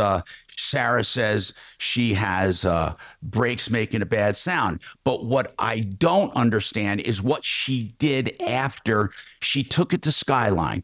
And they say, hey, Sarah, you got this problem and this problem and this problem. What did you do the very first time that they told you had problems? The very first time they told me that I had problems, they did the work. They replaced the left rear caliper. And they did it free. Correct. Okay. Then you still had noise. And what did they do the second time? Well, I drove back the second time, and the manager seemed very frustrated with me. And he's like, I don't know why you're back. And I said, I'm back because the sound persists. And because it is difficult because the sound only happens in the morning, so I suggested leaving the car there, and I drove back out to Denver. I left my car there. I got a rental car. I drove back out, and I met with the manager at 10 a.m. the next morning. He had one technician stand outside my vehicle and one technician get inside of my vehicle and drive it around the lot. The sound did replicate, and at that point, they jumped into action and tried everything they could to diagnose it. They took it, drove it into into the bay, and at that point, the notes say that they added brake fluid, bled the system, performed transfer case and rear differential service. And then that's when they allowed the vehicle to sit overnight again, retested in the morning. And what did they come up with? Okay, we're gonna have to continue this and see where we're going with it. More coming up. When you list, I don't get it, man. I mean, just these people are doing all this work free. We want the audio, the video. Oh, let me see. And I can play it for on-air people too if you send me a copy of it. Oh, I got it. Forward. Do you want me to post it, or do you want me to forward it to you, Mark? No, give it to Tom. He likes that project. Give it to both of us. Mark can put it up on YouTube. I'm going to play it over the air. Okay, it's forwarded. I'm going to put it on Discord. I wonder if I'm once again going to be the only one who can hear that strange sound.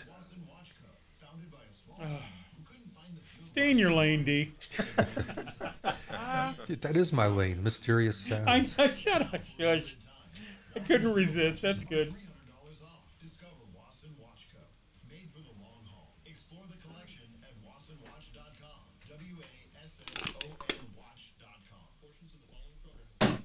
Oh, so I'm driving over. I'm taking the kid with the gun over the dam.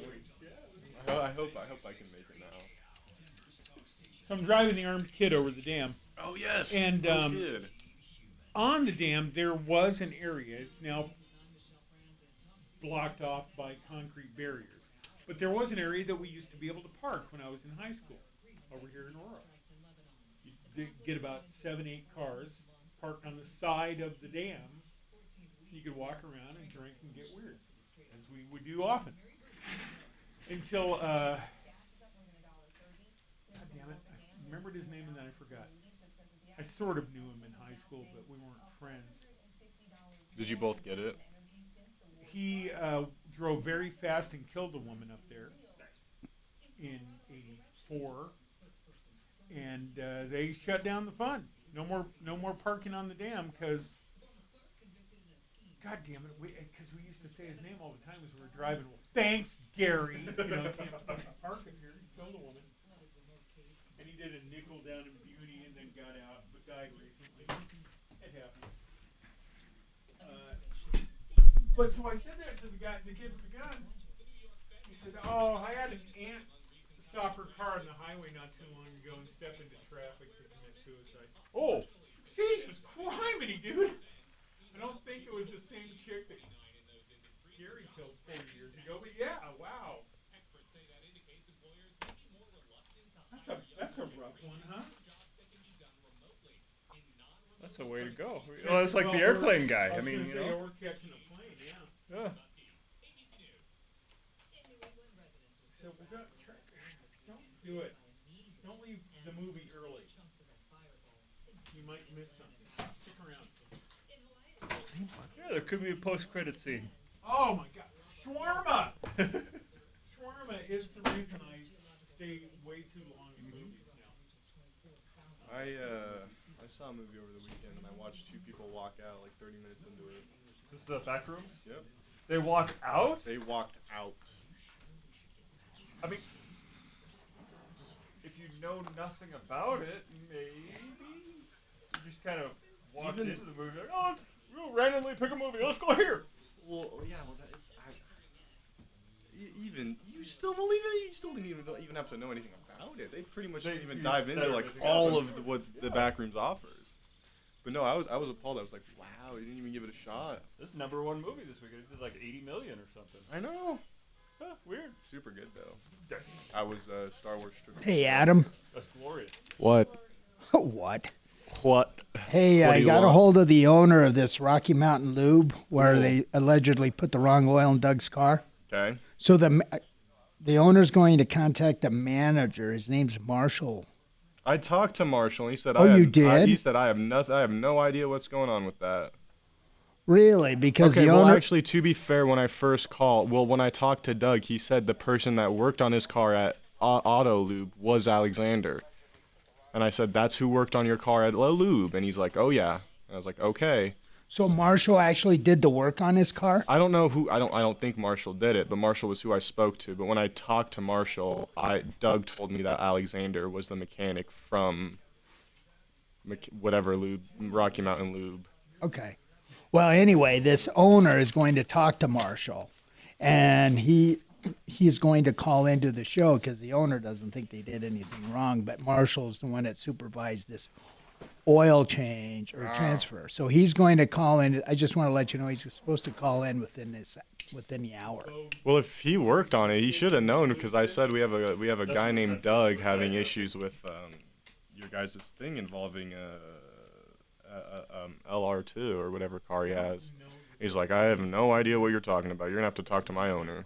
Okay, like, so Marshall told you this? Yeah, that's what Marshall said. Oh, they may be passing the buck back and forth. That's my guess. You know what? Okay, well then, about 12:45, I'm gonna call the owner again. Is that when Marshall's supposed to call in? He's supposed to call within the hour. Within the hour, okay. I'll see what happens. Yeah, and I'm getting our garage coating guy on around 12:15, 12:20. The garage coating? Yeah, new sponsor. We were supposed to get on yesterday, but his plane got delayed, so he landed late. You want me to interview him? Do you want to interview him? I don't know anything about. Well, I do know something about garage. I'd love to ask him questions about garage coating, because I think if it's epoxy, that's cool. Because I've seen some. Go ahead. I liked it. You're right. I love it. But the trick to all of that is the prep work, is sanding that concrete down so that. Well, then I watched these one guys on Instagram do a pour, and they completely ruined these guys' baseboards because they didn't like cover it with anything. So all the epoxy got in the baseboards and on them and ruined them. Probably ate it up. Oh, literally within days it was destroyed. But yeah, no, it looked like it was an awful pour they did. Yeah, I know you need like orbital sanders. I did it on my parents' garage. So much for epoxy. It's insane. It's like $90 almost $100 a gallon. Probably. I don't know the price per gallon, but it's probably up there. Yeah, and you got to mix it together, and you only have a certain amount of time to get it down. Oh, the time frame's ridiculous. And you got to use those industrial. Yeah, no, epoxy's hard. Yeah. If you can find a company to do it right, that's not extremely like pricey. That's huge. We used to have a sponsor. I think it was called Garage Kings, but I don't know what happened to them. They're now another. They're on, but with a different name. Oh. What's the new name, Tom? God, he was just on Friday talking about it. Marc will know it. He's the same guy. He just does it now under a different name. Okay, that's good to know. You get calls on it. And he's good. You said he's still on the referral list, though? Is he on the referral list, Tom? I believe so, yeah. Okay. Marc just had him call in on Friday. We had him on Friday. You called him. Is it the TJ guy? Yeah. TJ, I remember. Yeah, I'm getting him on again since we couldn't really have enough time. Oh, is TJ? I know TJ. I've sent him a few jobs. Yeah, okay, that's the guy we're going to be getting back on since his plane was delayed. Who's signed? That's the sound of the car. Yeah, that's the car. I have it queued up. 630 KHOW. Yeah. Ripped off, bad news. You need advice so you don't have to lose. We'll come running just as fast as we can. Troubleshooter's gonna help the common man. This is the Troubleshooter Show. Now, Tom Martino. Hey, Tom Martino here. Welcome to the show. 303-713-TALK is our number. 303-713-8255. How do we help you? All you have to do is give us a call and let us know. Waterpros.net can help you with drinking water at the kitchen sink, reverse osmosis, $1,100 fully installed. The best price anywhere. Never buy bottled water again. Waterpros.net. The prices for everything on that website, waterpros.net. So Sarah called and she sent a video, and I'm extracting the sound. I have it right here. I'm going to play it. And then we can hear the noise her car makes. She says it only happens the first start of the day, and it happens all the time, not just when applying the brakes. It's really strange. Now, the car has to be under movement for the sound as she's pulling away from the curb. I don't know how she recorded this. This is obviously from a ring cam or something. So it's a distant noise. But I'm going to play it right now, okay? And you'll hear her pulling away from the curb. 3, 2, 1. Not nothing. You don't hear that? Okay, I have it pumped up as high as I can. You can hardly hear it on this end. I'm really trying. Hold on, let me see if I can. I can hear it just fine. Yeah, but they can't. Oh. You guys don't hear that? Not really, no. It's super low. Yeah, I hear it. It is super low. It's just there's nothing I can do about the volume at this point. I have it cranked up, but in any case, it goes. I mean, I have no idea what it is. I mean, I have no idea. Susan, you have a comment for Sarah. What is your comment? She said, by the way, that this was after a brake job at Brakes Plus. Then she went back, or not went back. She went to Skyline Mitsubishi, who did some work for her. They've never charged her, but she said they've never fixed it either. So you really just need to take it somewhere and have it fixed. I don't know what the heck's going on. If they've never charged you, I mean, that's amazing to me that they replaced the caliper and did repairs for you. Why didn't they charge you, Sarah? What was the reason they did not charge you?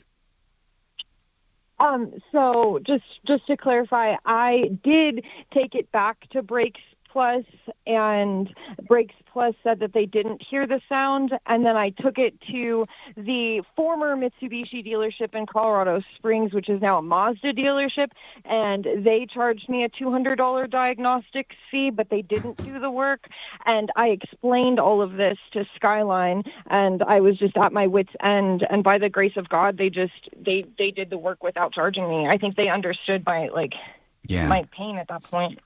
Susan has a comment, not sure what it is. By the way, I am getting text saying that people have heard that sound on the radio quite well. So that's good to know. Susan, what is your comment? Hi, Tom. I had the same problem in March with my PT Cruiser. I had to have the brakes replaced on the front, and it was squealing when I left there the next day when I drove it. And I took it back 3 times. The second time, they did the same thing. They replaced a caliper on it, and then it was still squealing. So I went back again, and it ended up being the brake pad was bad. They had used like a generic type of brake pad that they put on every car, and my mechanic, upgraded to a better brake pad, and the squealing went away. But did it squeal when you pressed on the brake? Yes, it squealed all the time. It squealed when I started off, and I even had them ride with me in my car so they could hear it, and they heard it too. So it wasn't but they didn't know what was causing it. It wasn't just when you applied brakes. It was when you rolled away from the curb. You could hear it when you were moving. Yep, that's right. Jeez, and it was a bad brake pad. Tell her to have them replace the bad brake pads. Well, that might be something. I mean, who knows? Thank you, Susan. Now, the sound I heard was not a squeal. That was a grinding sound. That was a metal on metal grinding. Let's try it again. sound. Let's try to hear this again. We'll be really silent now. Let's hear it. Hold on. I'm going to turn our mics off and turn it on.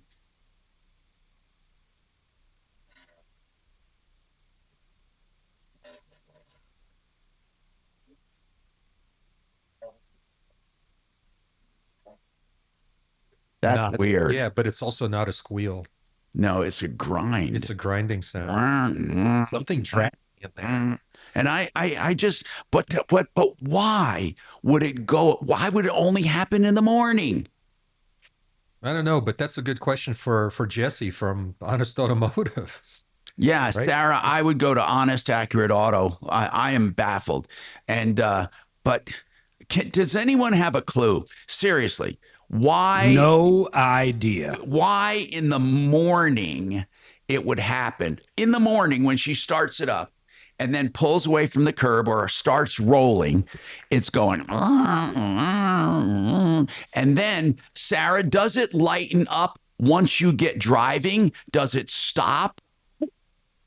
The only way to make it stop is to press the brakes. And when you press the brakes, it stops for the rest of the day? It stops for this. The whole sequence lasts about 15 to 20 seconds. So you're going to hear the sound when I roll away. Then I press the brakes, it stops, and then it'll happen again. And then I press the brakes, and it stops. And then after this 20 to 30 second sequence, it stops for the rest of the day. But occasionally while I'm driving, I'll hear a little toot when I press the brakes. But that's a different sound. I'm not worried about that one. Hold on, Bo. Let's bring Steve up, who says he thinks he knows what's wrong with it. Go ahead, Steve. I think is what's wrong with it. The backing plate, when they probably put rotors on it, they bent the backing plate, and the backing plate's rubbing against the rotor. I've done brakes for years, and I've done it, and it sounds exactly like that. Really? So tell me what you tell me what you did to fix it. Just took the off, depending on which wheel it is, left or right, and I bent the backing plate back to where it belongs. which is the back plate of the backside of the rotor. It's just a dust protector, but it is metal on metal. That's exactly what it sounds like. Steve, why does it come and go? I think because why does it come and go? It could come and go, but the thing is eventually it's going to wear the backing plate down, and you're not going to hear it. Well, and that's a bad thing if it wears the backing plate down, right? Not really. The backing plate is not critical. It's a 5-minute job. Pull the wheel off, look on the back, and see if it's worn. And if it is, just bend it back by hand, put the wheel back on, and you're done. Okay. Steve, do you think that because it's happening in the morning, that the metal surfaces are closer together because it's cold? And then when she gets rolling, then metal expands and they're not touching. Another thing is does it do it going forward and does it going backwards? Oh, that's a good point. It should do it all the time. It should do it worse going backwards. I mean, just rolling. Just rolling, you'll hear it. But why, when she's when she starts out in the morning, Steve, she says if she taps the brakes, the grinding stops. That could be because everything has a little bit of movement. And when you put the brakes on, you're centering everything because brakes are on the outside of the rotor and on the inside, so it freezes everything solid straight.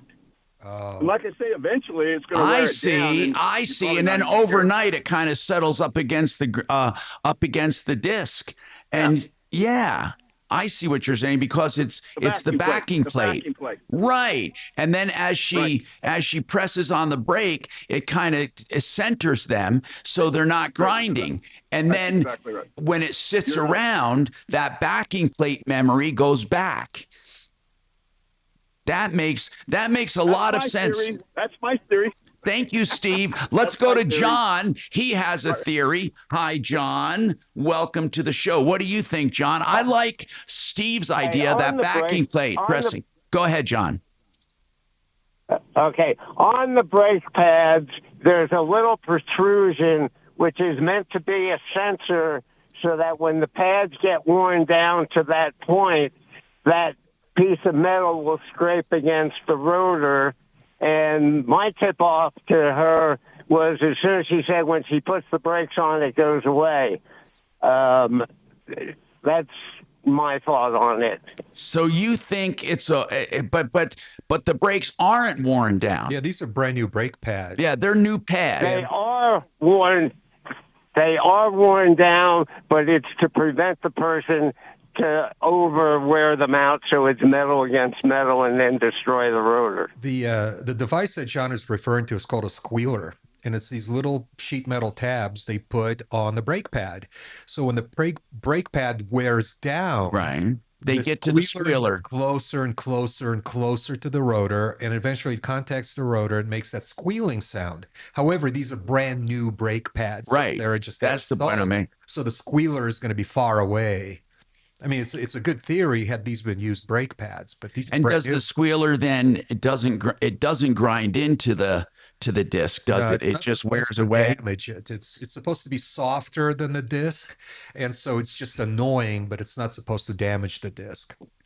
All right. Well, thank you, John, for your theory. Again, that's a mystery, but Sarah, you're going to go to Honest, Accurate Auto in Colorado Springs, and we'll figure that out. By the way, our friends at rockandroll.beer has a free pizza Saturday at the Beer Garden every Saturday, thanks to Domino's and Firestone. So this is free pizza Saturday. Make your reservations. Every Saturday, they have the Beer Garden open during the season, during the good weather, and you can have free pizza, cornhole games, a bunch of fun, and of course, you can sample their handcrafted beer. That's rockandroll.beer, not .com. It's rockandroll.beer.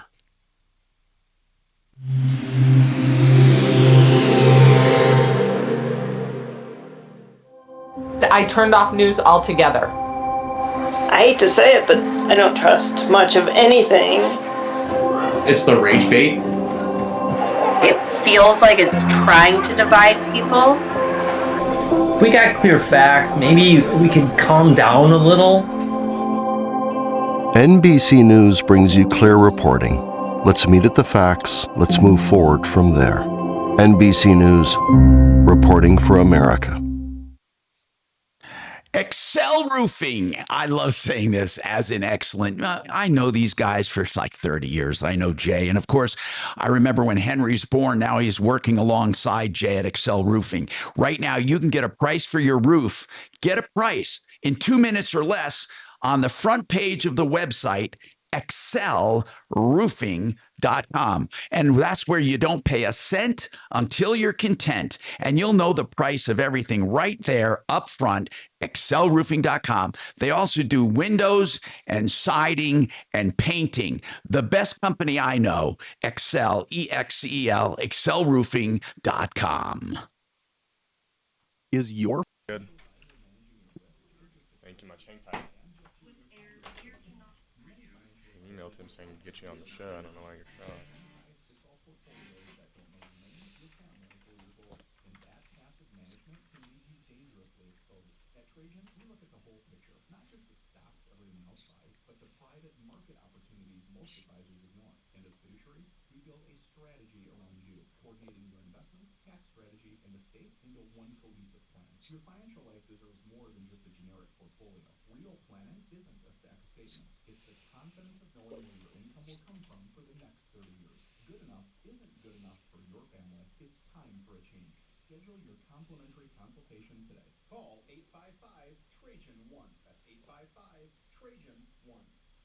Advisory services through Trajan Wealth, LLC, and SEC registered investment advisor. Private equity investments require accreditation. Other services through Trajan Estate and Trajan Tax. Additional disclosures at TrajanWealth.com. I can't raise my arms. I can't climb stairs. I can't kneel down, which means I can't... I also have cheap rotors or rust overnight. They rust overnight.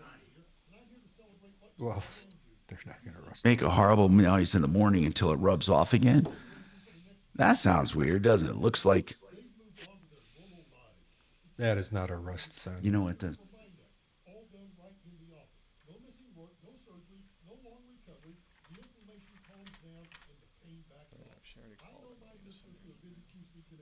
They know exactly what I'm talking about. Find out what you can do. It's a good life. Go live it to the fullest. Get rid of that pain starting now. The consultation's totally free to see if you're a good candidate. Clinics are in Aurora, Colorado Springs, Superior, and Highlands Ranch. Call QC Kinetics today. 303-900-8986. 303-900-8986. That's QC Kinetics. 303-900-8986. Your medication for enlarged prostate is working. That's what you tell yourself. You're up 3 times a night instead of 5. The urgency is manageable. The stream's not great, but it's fine. That's the problem. Fine. Enlarged prostate, or BPH, doesn't pause because the medication takes the edge off. The prostate keeps growing. The bladder keeps working harder. And over time, those changes can be harder to reverse. But surgery? Not for you, right? Aquablation is not the surgery you're picturing. It's the only ultrasound-guided, robotic-assisted therapy for enlarged prostate. Don't wait until things become unbearable. Find an Aquablation urologist near you. Call Aquablation Denver at 720-637-9567. 720-637-9567. That's 720-637-9567. All surgical treatments carry risks, and results may vary. Side effects may include urinary symptoms, ejaculatory dysfunction. Don't I have a Become coming up? Complications to the urethra and rectum may occur. Aquablation therapy may Become the banker. talk to your urologist to learn more. Joe Piano. Man, I'm happy to tell you about the only realtor that made the cut for Team Dave Logan, and that is Troy Hansford. I recommend Troy because he's the only agent that will guarantee to sell your home at your price, or he'll write you a check for $5,000. And the good news, he puts that in writing. He can make that guarantee because he spends tens of thousands of dollars. Hey Dragon, when does it say my Szymanski's up? Home buyers ready to buy. He just doesn't have enough houses. So if you have a house, Troy might have. Yeah, it'll be here next break 30. Next break? Yep. So how much time do we have coming back? We're not back for another 90 seconds. A whole 90 We'll seconds. probably take a break for around 30 to 35. So you got at least 5 minutes before you got to think about maybe calling him. In as little as 7 days. Call Troy and get your home sold for the most money. 720. Hey, Adam, who did you talk to over at Alexander Automotive? Oh, damn.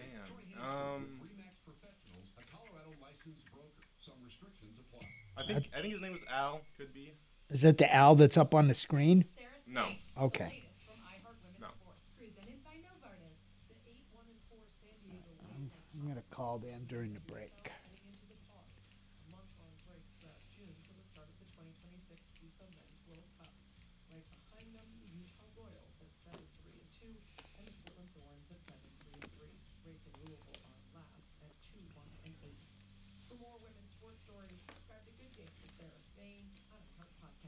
iHeart Women's Sports Network is brought to you by Novartis, makers of Kisqali ribociclib, supporting all women who strive for more in sports. We recognize the importance of dreaming big. Visit Kisqali.com. That's KISQALI.com to learn more. This hour from the Trajan Wealth K-House Studios. Trajan Wealth, your trusted local fiduciary advisors. TrajanWealth.com.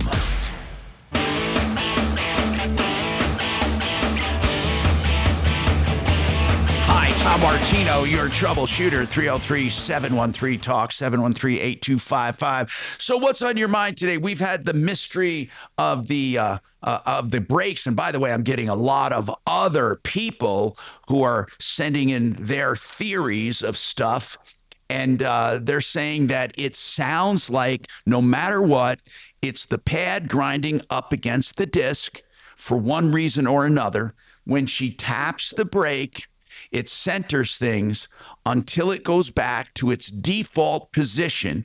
And I think the guy that talked about the backer plate, I think he hit the nail on the head, that the backer plate makes it go back to an uneven position. And the brakes being applied basically shifts it over and keeps it centered for a while. So I like that. Again, I've always said this show is a show of mysteries and a show of help, and we all help each other. Thank you for texting me, by the way, at 747-999-5280. And I want to remind you to call us, too. 303-MARTINO, 303-627-8466, or 303-713-TALK.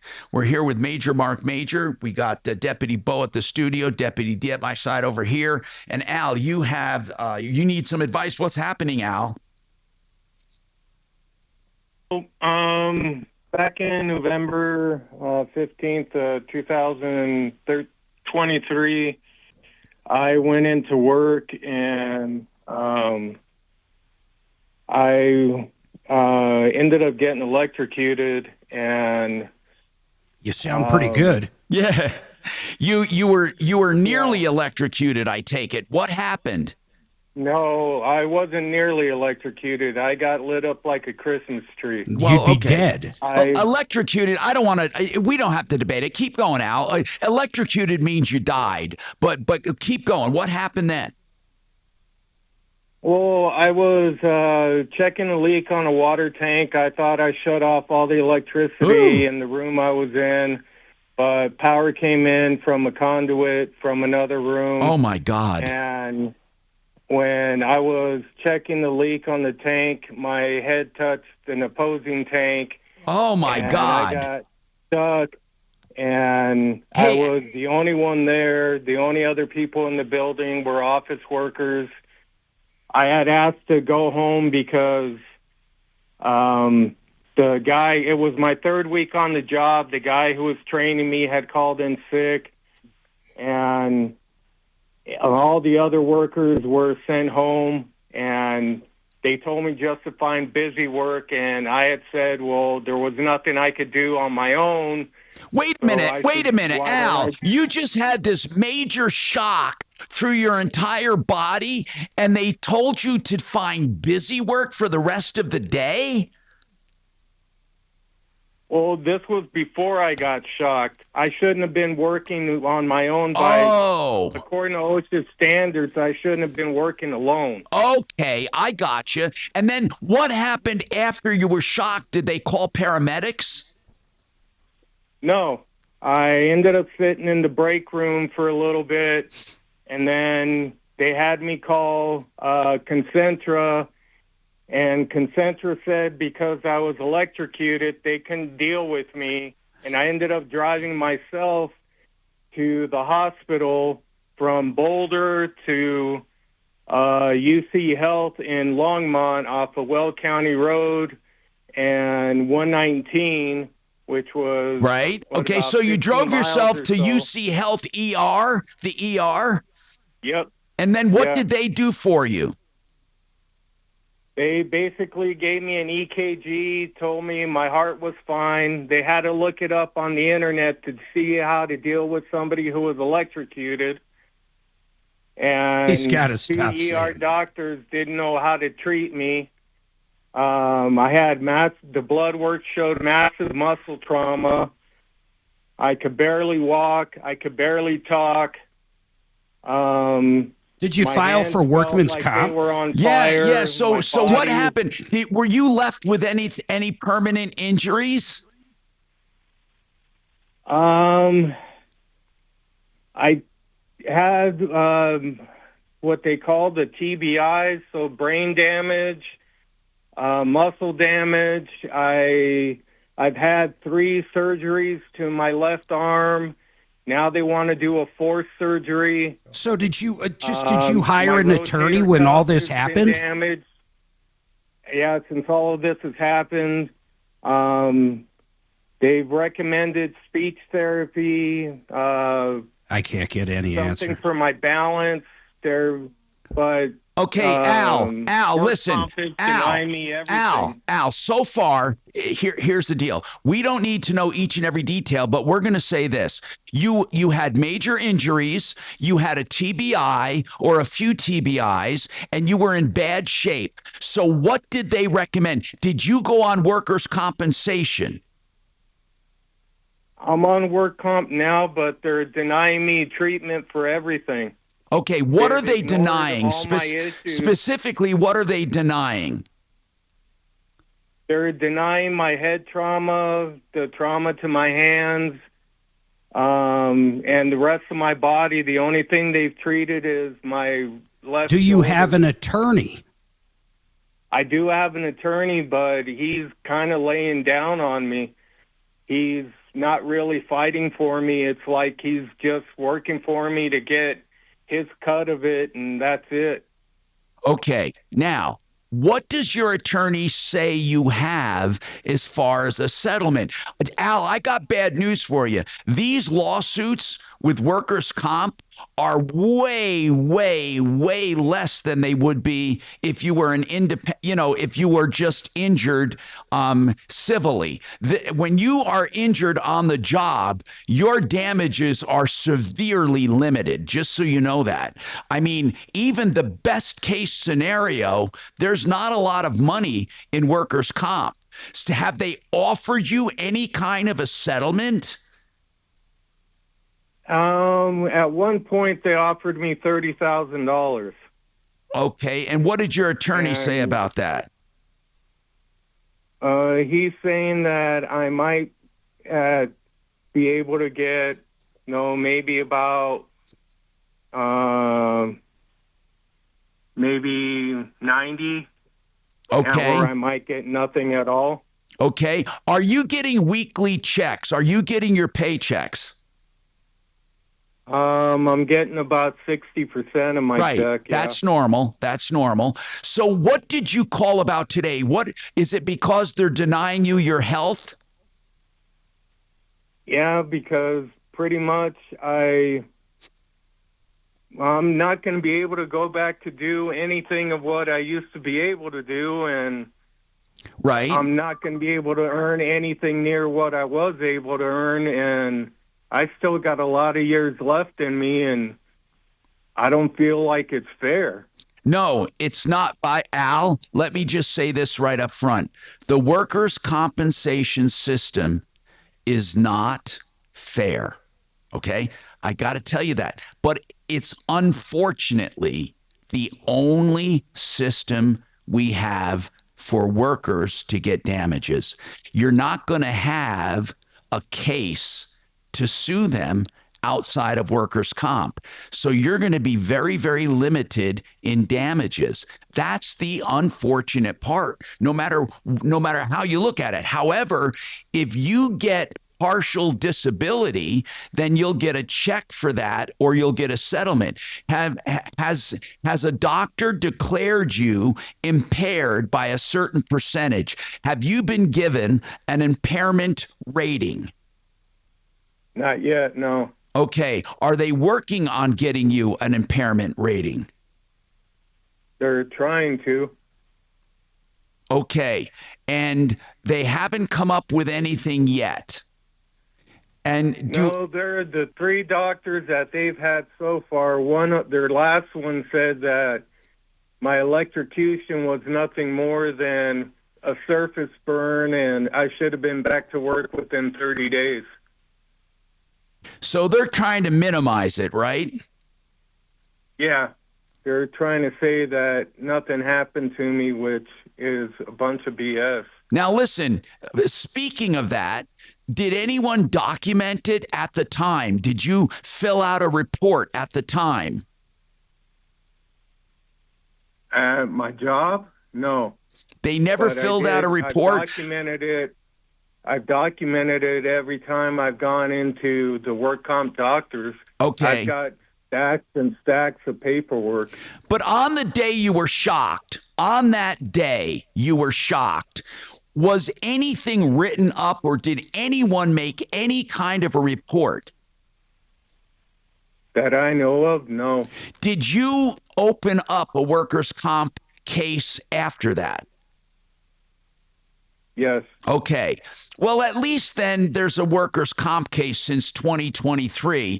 So that goes to 24, 25. So you're in your 3rd year right now. And they got to come up with what they call maximum medical improvement. That says what your impairment rating is, and then they settle with you accordingly. That's what's supposed to happen. And your attorney is supposed to be communicating all this to you. Have you thought about having another attorney look at your case? I've tried getting a new attorney, and a lot of them have turned me away because they're a lot. They don't like the medical record. I mean, just say what it is. You can insist upon an independent medical examiner or an IME, right. But I'm pretty sure you got to come out of pocket. You have the right, though, to go to an independent doctor to get another opinion. Have you done that yet? We did go to one, and my attorney helped pay for that. And what did that doctor say? That I have some neurological issues, but he doesn't know how much weight that'll carry with the attorney. He's trying to get the case settled before, not the attorney, the judge. He's trying to get the case settled before we go in front of a judge. Okay, hold on a second. We got to take this break. Just hang on. We got more coming up. Hey, can we try to get Cliff Fenton on? This is Denver's Talk Station with Tom Martino. Axes on it. Capless today at 4, 630 KHOW, Denver. Now, impact traffic. Starting on the north end of town, I-25 southbound, closure on the off-ramp to eastbound Highway 36 and I-270. We are seeing some stopped-up traffic on southbound I-25 approaching that interchange there. No time for reopening.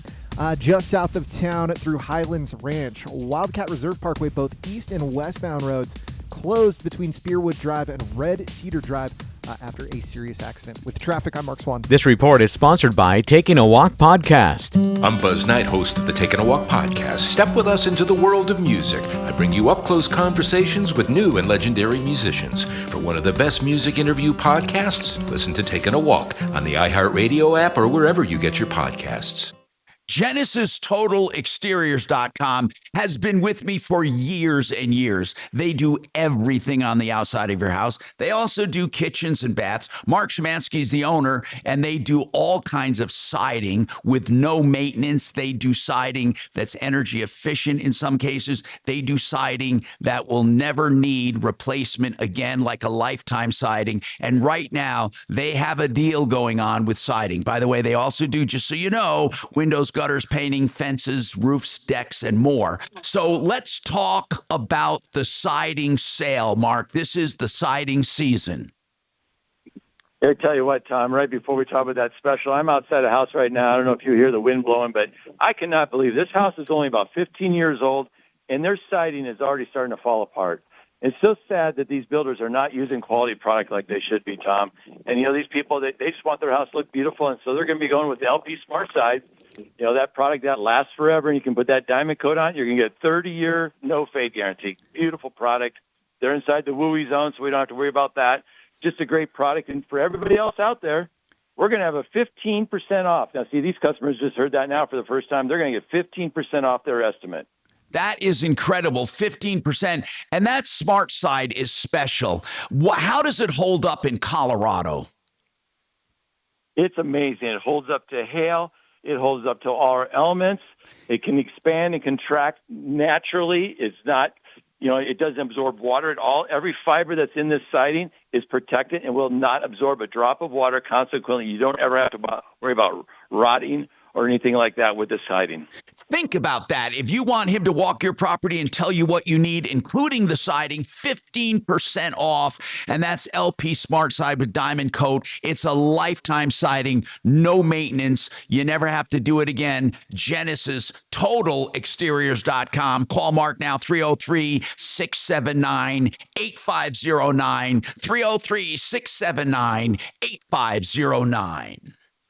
Hey, Frank Duran, therealestateman.com, is such a great person that you're going to make a friend when you list your home. Now, listen, before you even list your home, if you have a question on what will my house actually sell for, you know what? He'll tell you based on the market conditions, supply and demand, the neighborhood, the interest rates, every factor that goes into evaluating your home, he'll take into consideration, and it's free of charge, no obligation. Really and truly, it is detailed and it is real. He'll tell you what you'll net and what you can afford to buy even. Frank Duran, therealestateman.com, 303-920-1622.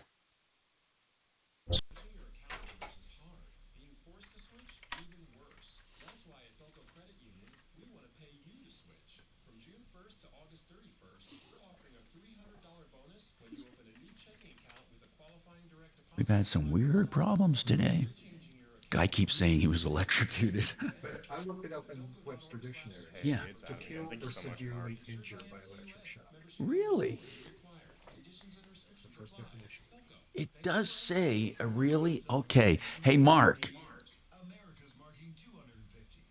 Yeah, man. Does Mark hear us?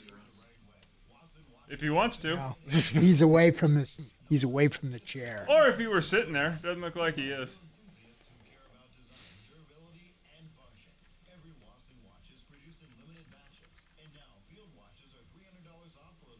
The guy sounds like he's been affected from the shock.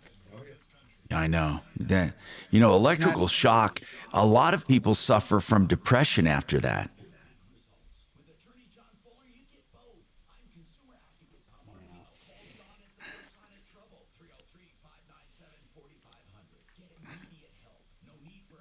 I can't believe they made him drive himself to the fucking ER. Yeah, it's crazy. Tom, think we should refer him over to John Fuller for a second. You know what? John doesn't do workers' comp, and this is a personal injury. This is not a personal injury claim when it's at work. Okay, I didn't realize that. No matter how negligent employers may be, they are immune from lawsuits. I did not know that.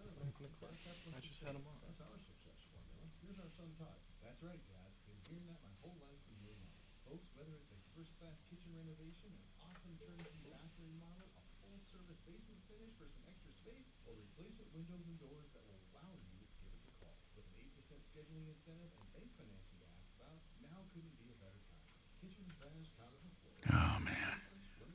Have you ever been shocked, Tom? Yeah, but not being like around that. electricity. Not that bad, but I've been shocked, man. It's the most terrible feeling in the world. I got Isn't shocked. it? It's such a weird feeling. Yeah, I got shocked working on an old vacuum tube radio in industrial arts. Online at khout.com. Hi, I'm Tom Martino, your troubleshooter, along with Marc Mager, and we got our deputy standing by. Here's the deal, man. If you've ever gotten a shock, it's a terrible feeling. Oh my God. Electrical shock is terrible. And can you imagine having a major shock, an electrocution? Now, believe it or not, we did look up electrocution. And I didn't look it up. Deputy D, what does it say? Well, Tom, I looked at the Merriam-Webster dictionary and I looked up the word electrocute because Mark thought that our caller was using it incorrectly. And Mark was wrong, is what you're saying. As per usual. And the very first definition that Merriam-Webster offers is to kill or severely injure by electric shock. Or severely injure. Yeah. Wow. And it sounds like our caller is unfortunately severely injured by it. You know, people have suffered, by the way. I've looked up electrical shock before, and I've known people who had electrical shock. People suffer from depression after a major electrocution. Al, have you suffered from any kind of depression after this? Yeah, you could say that. It's been pretty depressing. Now, have you worked at all since then? I'm sorry. Wait. I got to go back to Dimitri's line of crap. That's absolutely wrong. I don't know what dictionary you're using. It basically combines electro and execution and is generally and traditionally reserved for fatal incidents. So, there. Sounds like Mark's checking with his buddy AI. Got a quarrel, not with me, Tom, but Mark's quarrel is with Merriam-Webster dictionary. Wow. He's calling you out, Mark. What do you say when he's wrong? He's not calling me out. He's crazy. He's nuts. Anyway, hey, Al, I need to know something. Have you worked at all since this thing happened at all? I've been out of work for about 2 years. Wow. So what can you not do? Did it affect your dexterity with your hands? Yeah, I've since the accident, Cliff's on the line. Basically have what they call a Dupuytren's contracture. From the day of the accident, my hands were swollen, and the tissue is hardened, and it's kind of weird to explain where my hands touch the tank. It kind of cooked, and my hands are swollen now.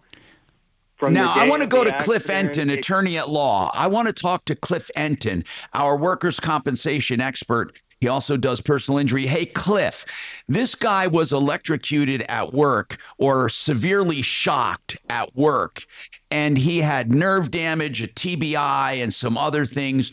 Now, here's the deal. He opened a case afterwards. He had to drive himself to the hospital. It was back in 2023. So, it's been over 2 years. And they only offered him $30,000. And he says he thinks it's totally unfair. What goes on in a case like this? He has an attorney he's very unhappy with. Do you ever take second looks at cases, Cliff, or is that considered not cool? No, I mean, people have a right to get a second opinion, Tom, on their case, and we can give them our honest opinion. We're happy to do so.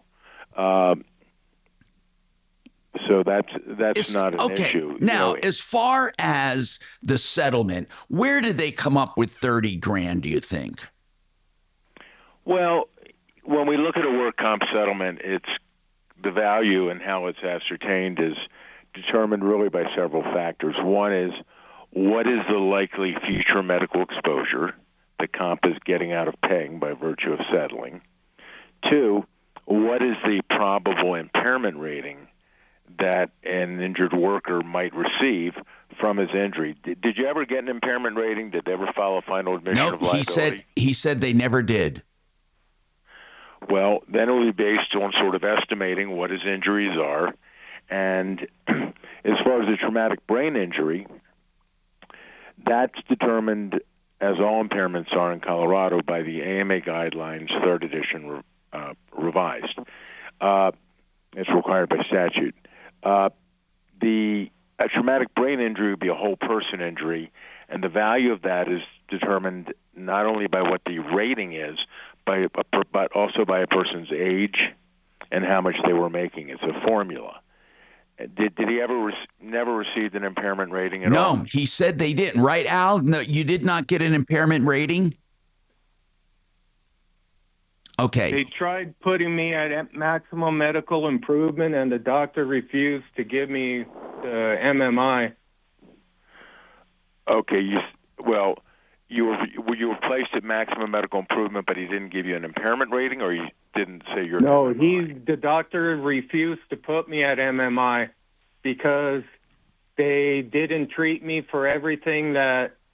They only treated me for my arm and not for my head and my hands and all the other things that I was complaining about. Hold on a second. We have to take this break. By the way, I want you to call Enton Law, by the way, Al, and get a second opinion. 303-333-2222. That's 333-2222. Enton, E-N-T-E-N, entonlaw.com.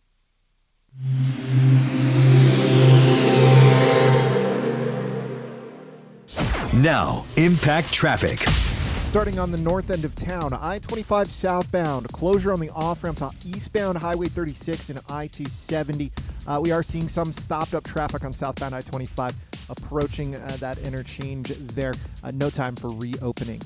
Just south of town through Highlands Ranch, Wildcat Reserve Parkway, both east and westbound roads closed between Spearwood Drive and Red Cedar Drive after a serious accident. With traffic, I'm Mark Swan. This report is sponsored by Red Pilled America. Red Pilled America is celebrating the country's 250th anniversary with stories about the nation's founding. Up first, our 8-part series, What's an American? Listen to Red Pilled America on the iHeartRadio app. That's Red Pilled America, a storytelling show. You know, if you're considering retirement right now, or maybe you're even considering a pension buyout, I want you to talk to my friend Joe Chiano, and I'll tell you why. Not only can you convert that pension into guaranteed income the second you turn on that stream of wealth, not only that, but you can also get long-term care benefits. Imagine that, something that lasts forever. Until the day you die, you're going to get a check every month. I really want you to call and talk to Joe, and it's important you do so. You can give him the numbers, how much that pension is right now, and he can tell you how much you can have in guaranteed income as well as long-term care benefits. Go to mymoneymyway.com. Call him right now, mymoneymyway.com. Have you heard about Galaxy? Yeah, I think this guy's getting seriously screwed over. I think he's severely injured. Well, he thinks he's dead. Mark, I think we already settled that. I think you are so wrong on it. It's incredible. I don't know what, Mark, I don't know what this means, but he keeps telling me 4. That means, it's exactly what it means. Dimitri's wrong 4 times. Oh, okay. Thank you. I didn't know what it meant. The guy sounds like he's near death. Yeah, I think he's severely injured, and he's going to get fucked up. I don't know. People online are saying he's not messed up. Yeah, because that's where our experts are. Good one, D. Mm-hmm. Well, how about the 3 doctors he's seen? Well, but they're working for the insurance company. They're not his doctors. They're working for insurance. Yeah, since when are we for? Since when are we for doctors? Anyway, some folks in the neighborhood have been losing. I hear Suze. Hi, Suze. Got it.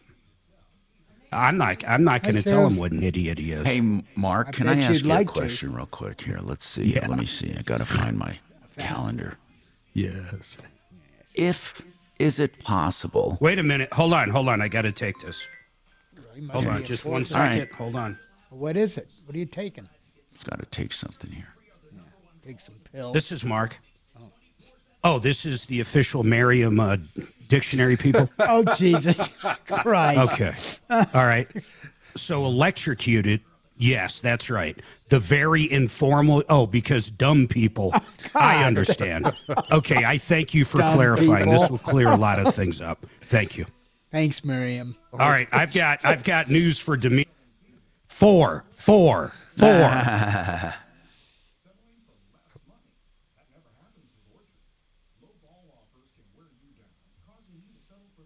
What date were you going to ask? You were looking at a calendar. I was going to say, could you come in to the studio for June 3rd? That is the day after tomorrow. And then I will meet you there after my doctor's appointment because after my dental appointment across the street. That's the only time. I think I'm in already. Okay, good. Then if you start the show, I'll come over when I'm done from Avenue Dental. So I'm going to tell her yes. Good. Yeah, I'm pretty sure I'm in tomorrow. Isn't Wednesday, Dimitri? Isn't that the Movers? I think tomorrow. Oh no, Wednesday is the Movers. Let me check my schedule really quick. That's the. They'll have them come to the studio. Yeah, they're coming to the studio. That'll be great. And then tomorrow is a handyman, Miles Cope. I love these Movers Dimitri found. They run their biz out of Florida. Oh, great. Yeah.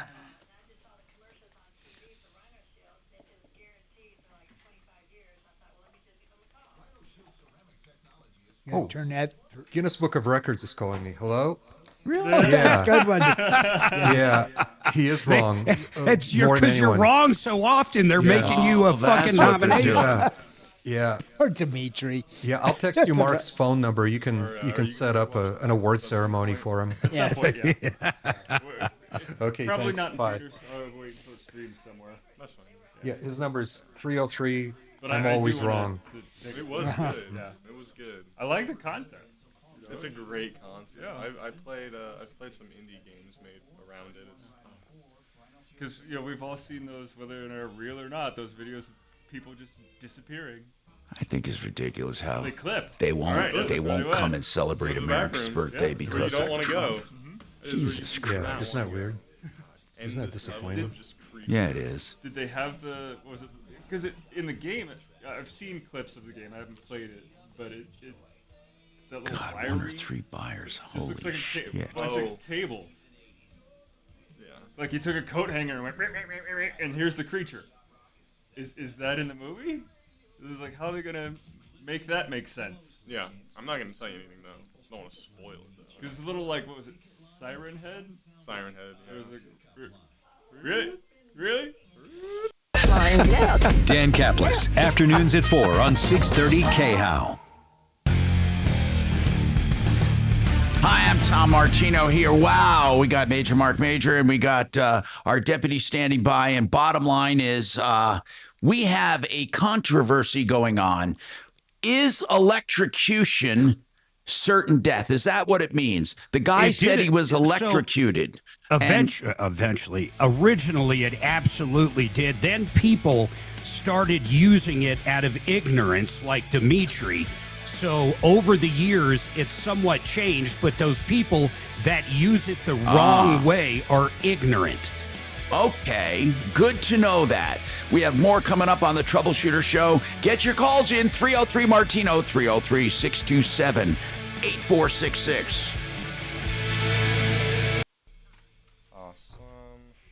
We are about. That's going to be a 5 from now on, when Dimitri's ignorant. On hold, okay? Thank you much. Hang tight. Don't run off anywhere. Mark, I got your TJ guy on, or the TJ guy on. For who? The garage coding guy. He wanted me to get on yesterday, but his plane landed. Yeah, we had him on toward the end of the show, but not long enough. Oh, okay, cool.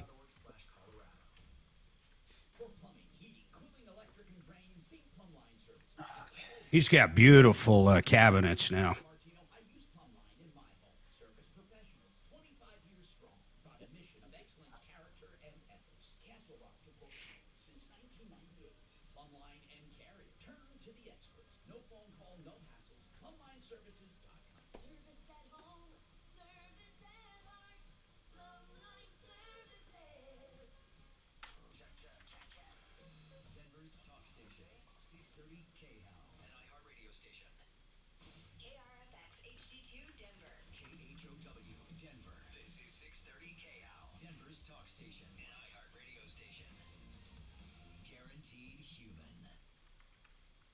ABC News, I'm Michelle Franzen. In his new social media post, President Trump says he spoke with Israel's leader and Hezbollah mediators, and both have agreed to pause fighting. Comes after Iran media says Iranian... Do you think Alberta's going to leave Canada?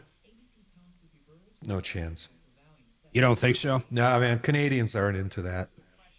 They don't have that feisty spirit of independence like we and the Texans have.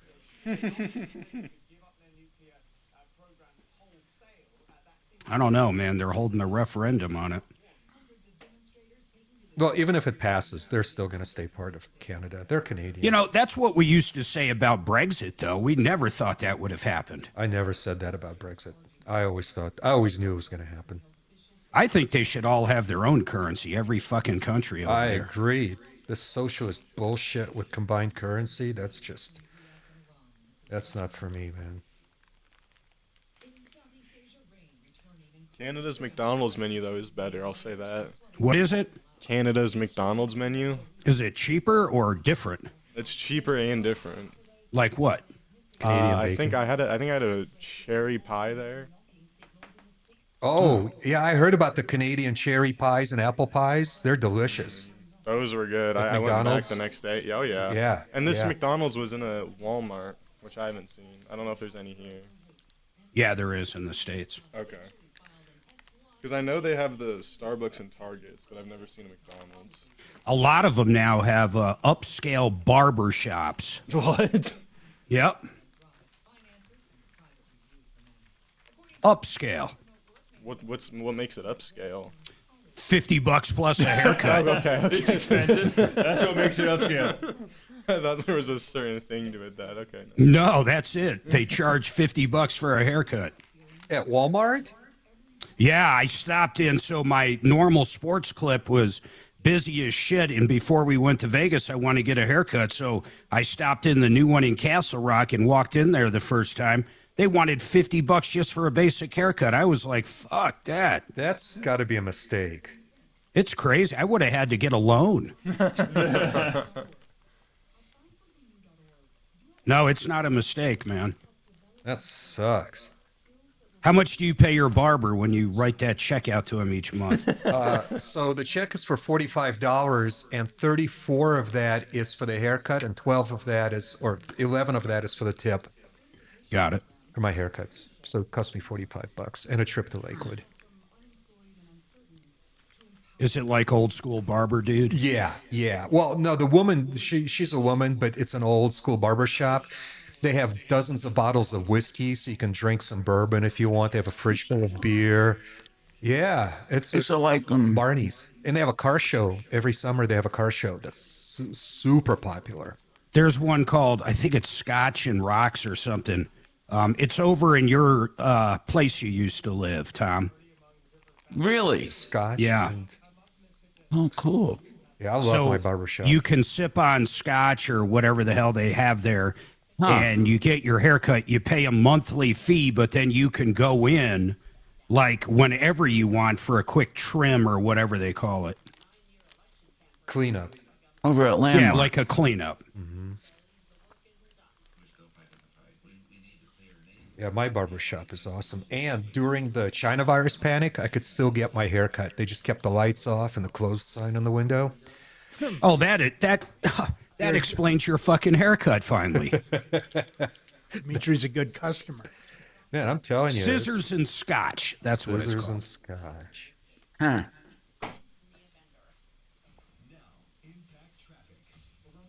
I always thought.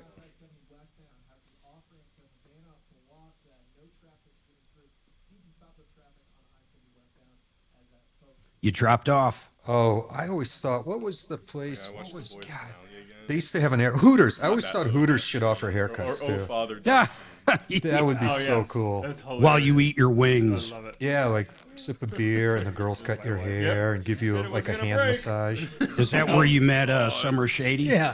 Who did it? Mother's Milk or? Yeah. He was gonna yell at. I used to get hand massages from this girl at the cosmetics counter at Victoria's Secret in Cherry Creek. She really liked me. That was awesome.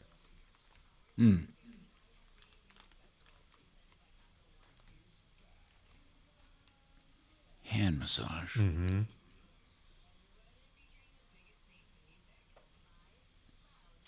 Bum, bum.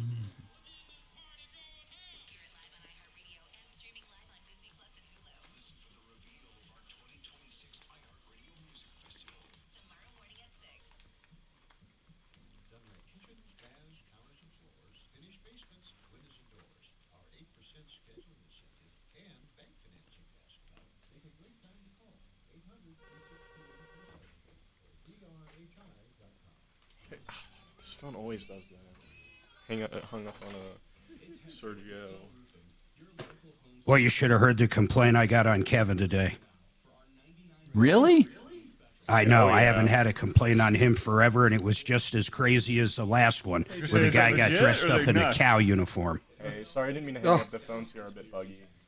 She was over her mileage and is mad that he can't get the warranty taken care of. You texted me the thing, right? I just want to double check. Was it an independent warranty or manufacturer's? Yeah, aftermarket. But it's outside the warranty. And he should have told her that it was going to be outside the warranty if she continued to drive it over the warranty. How the hell is he supposed to know what kind of warranty she has? I was shocked. From Great Britain, that and more on the Joe Pag Show. Tonight from 6 to 9 on 630 KHOW.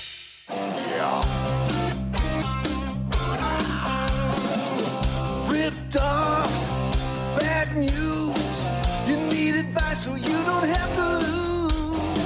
We'll come running just as fast as we can. Troubleshooter's gonna help the common man. This is the Troubleshooter Show. Now, Tom Martino. Hello, I'm Tom Martino. This hour brought to you by John Fuller, who is a personal injury expert for auto accidents, who will let you talk to him first up, get started on your case right away. John Fuller, Fuller Law, 303-597-4500. Get started right away on your case. Okay, TJ was on the other day. We didn't exhaust the topic, and we had so many questions for him. TJ with Garage. He has a garage floor coating company, a new company now. It's not called Garage Floor Coating. What's the name of your new company, TJ?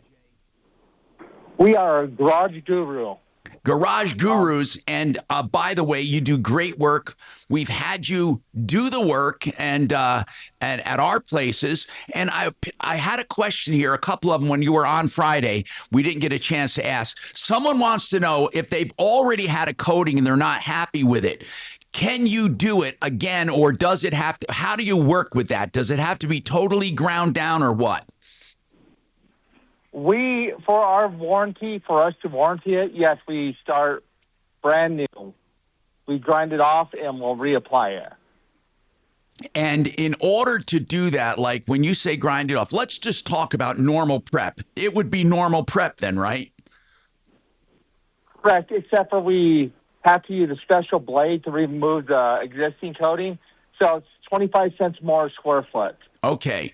And can people, that was the next question. People want to know, what kind of pricing is there as far as per square foot? Can they take a square footage and basically do some math?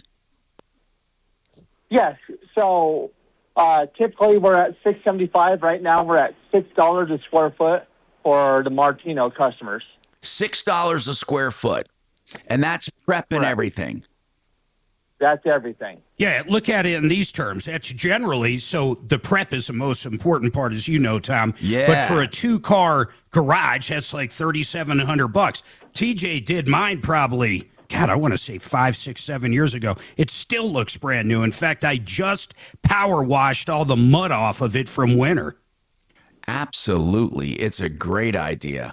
And as far as the garage cabinets, that's the new addition we love talking about. So is that why you switch? Did you switch over to Garage Gurus because they had all the cabinets? What was that? Why the change? Well, I don't want to talk about mine because mine was a special case. TJ's helped me with because it was terrible. It was because I didn't go with them at the first time, and that's why. Now, as far as the cabinets, I'm interested for sure in those. We had some questions, so TJ, tell us about the cabinet options now. What do you do? So we'll come out, Tom, and take measurements, and we'll actually do a CAD drawing for free. And you tell us what you want. We'll put it in there. You could add or subtract depending on your price range. And it's all diamond coat. Our cabinets are all Gladiator. That's what I meant. I'm sorry, diamond. But you can get. Can you get that diamond shape or not? Yes, we can. Yeah, and the Gladiator cabinets are all modular, so you can really basically design anything you want, right? Correct. Right now, we're the #1 distributor in Colorado, so our prices beat you going to Lowe's buying it, and our prices will beat that plus installation. Okay. For the same product. Now, as far as expansion joints, one guy said that he likes the smooth look of the whole floor. What do you do about expansion joints if the guy wants one clean floor? Can you put like caulk or anything in it to make it look like one sheet? No, we put like a polyurethane mixed with some sand to make it almost level. You'll still see the joints slightly, but it'll be almost smooth. So they'll be filled in. No, I get what you're saying. That's cool. And as far as somebody else here, and these were from Friday, just that little time you were on, their garage is unfinished. They have stud walls. Can you still do Gladiator cabinets, or do you have to have drywall up? No, we could go right over to studs. So you can do that. And then you have those walls that have the hangers in them, right? Flat walls. We could go from floor to ceiling or however you want. Tom, we also do drywalling and painting on the inside of the garage. Oh, wait. So wait a minute. So you'll come in, you'll do the whole thing? Yes. Well, if a raw garage, we can get however you would like. Wow. So you'll do any level they want. You'll come in, you'll finish it if they want with drywall, or you'll just go over the studs. You can also do hanging walls from floor to ceiling, and you do the garage floors, of course. What about oil and gas? How does that work with these floors? All you have to do is take water and a rag. We'll wipe off the oil and gas. The only thing we do not warranty against is transmission fluid and brake fluid. Oh. Because they have an acid in it, and it would actually stain the coatings. Okay, and what is hot tire pickup? Somebody said they had a floor done, and they had a problem when they came in where their tires were sitting. So hot tire marks, Tom, are more for epoxy floors. What happens is epoxy is not heat resistant, so your tires are super hot. When you drive in there, you almost liquefy the epoxy. As your car sits there, it bonds to your tires, and every time you drive in and out, you remove some of the epoxy.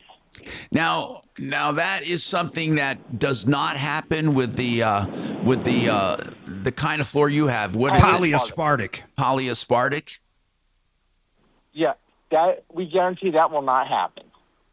Okay, so you'll go out and do free estimates? Yeah, real quick, though, I got to say this, man. He did mine once again 5-6 years ago. We have had those kind of tire marks, of course, mud. I don't think I've ever leaked brake fluid, but it looks brand new still. No, I know it. It's incredible. And you have all different colors. What kind of colors do you have? You don't have any of those light pinkish colors people were doing for a while, or blues, do you? They could do whatever color, Tom. We have over 1,000 different color choices. Oh, my God. We have one of Brian Burns from Compass. He actually made his own colors. So we did a custom blend for him. Oh, that is pretty cool. Yeah, Brian. And so as far as colors, I did not realize that it comes in so many different colors. And so you can basically, I mean, whatever you want, basically, you can find a color.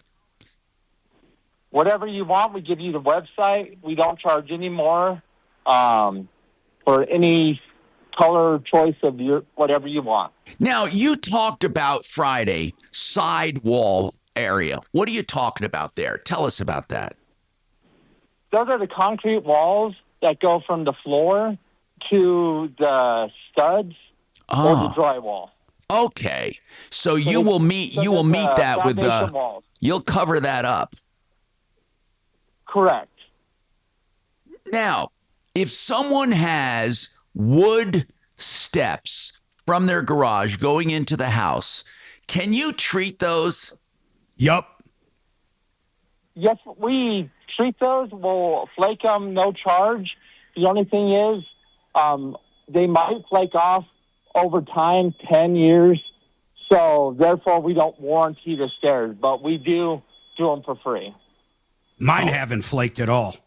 Wow, that's incredible.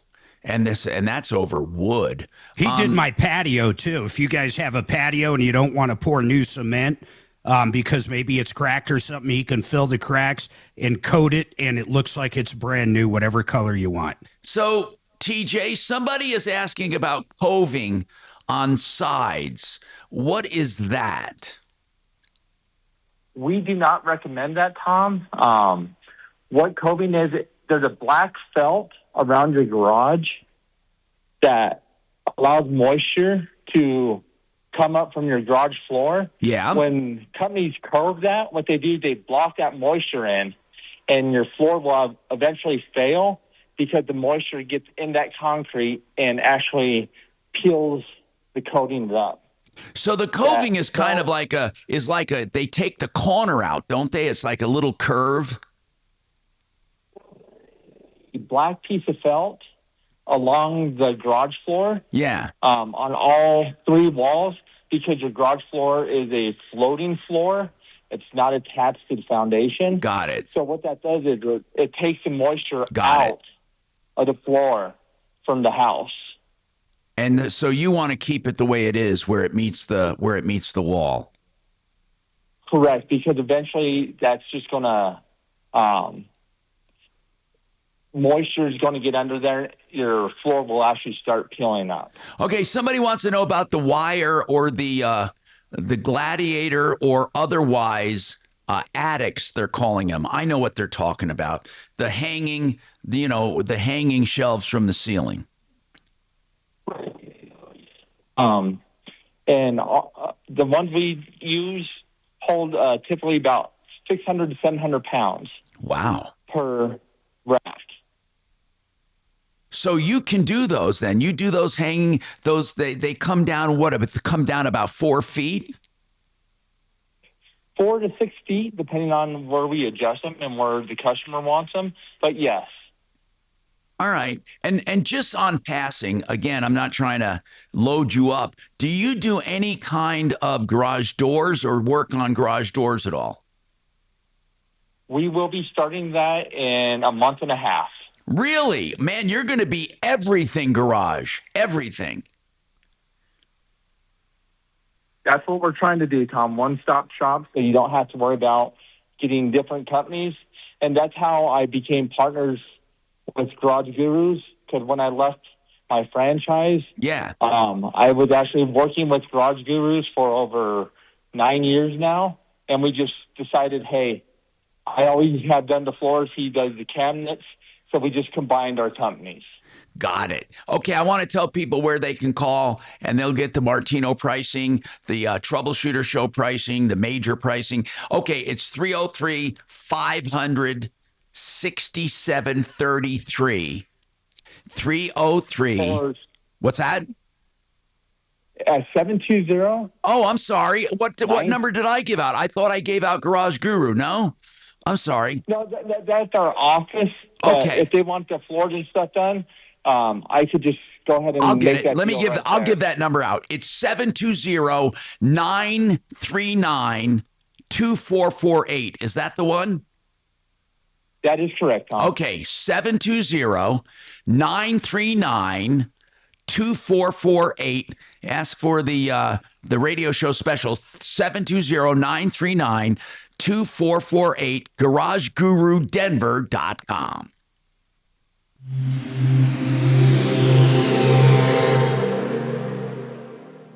Lots of places can expose you to identity theft, but that's why LifeLock monitors hundreds of millions of data points a second for threats to your identity, which is way more than anyone can do on their own. If they find anything suspicious, like new loans or changes in your financial accounts, they'll alert you right away, all through text, phone, email, or the LifeLock app. Get the alerts that can make all the difference. Save up to 30% off your first year with the promo code BECK. LifeLock.com, 800-LifeLock, 1-800-LifeLock, or LifeLock.com. Use the promo code BECK at LifeLock.com. Joe Chiano, my friend, I was talking to some friends that were actually over on Saturdays having dinner with us, and one of them was talking about pensions. In fact, he went to the movie event last week. He actually was there, and he was asking me, why should I take my pension and do a buyout? And then we talked about different reasons, but I want him to hear it from you. That is right. Mark, pensions are really difficult to understand. They don't have a death benefit. And to a lot of people, a death benefit is really, really important. So that means that if the guy receiving the person receiving the pension dies, the pension dies along with it. It doesn't go to anybody else. That means that it dies. Now, yeah. Or Joe, I want to say this, or it dies because companies like United Airlines back in the day basically killed the pension. That is right. And then secondly, a pension doesn't have long-term care. Or annuity that we promote instead of a pension will have a death benefit, Mark, a death benefit that can pass on to not only the spouse, but to the children. Yeah. It's a legacy that they can leave behind, and it has long-term care as well. And the annuity is just like a pension. That means that the person receiving the annuity payments, those payments are going to last as long as they live. It's a guaranteed lifetime income. So you're taking a pension and making it better with an annuity, basically. That's what it is, Mark. Yeah, it is, and you get all the benefits. And by the way, folks, he asked me this question on Saturday, my friend Avant, but he said, can we both have the same annuity for a husband and wife? So we basically both get a check every month till the day both of us die. And I said, sure you can. There's all different kinds of options. And Joe, we also talked about staging. But for anybody out there, or staggering, anybody out there that wants to ask the questions and see how much they can get every single month till the day they pass, I want you to call up Joe. Go to mymoneymyway.com. All the info's right there. You can call them up. Go to mymoneymyway.com. Thanks, Joe. Hey, Joe, thank you so much for coming on and talking about that, of course. You have a good one, okay, Joe? Yeah, thanks. Bye-bye.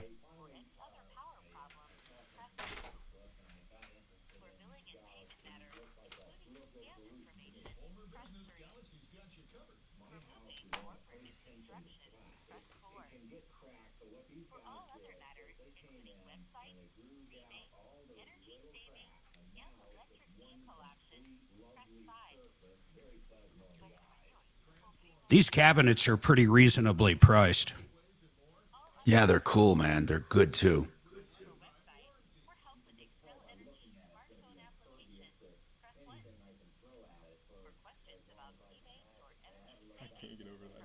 Oh, they got a Gladiator actually makes a refrigerator that looks like one of their cabinets and a freezer.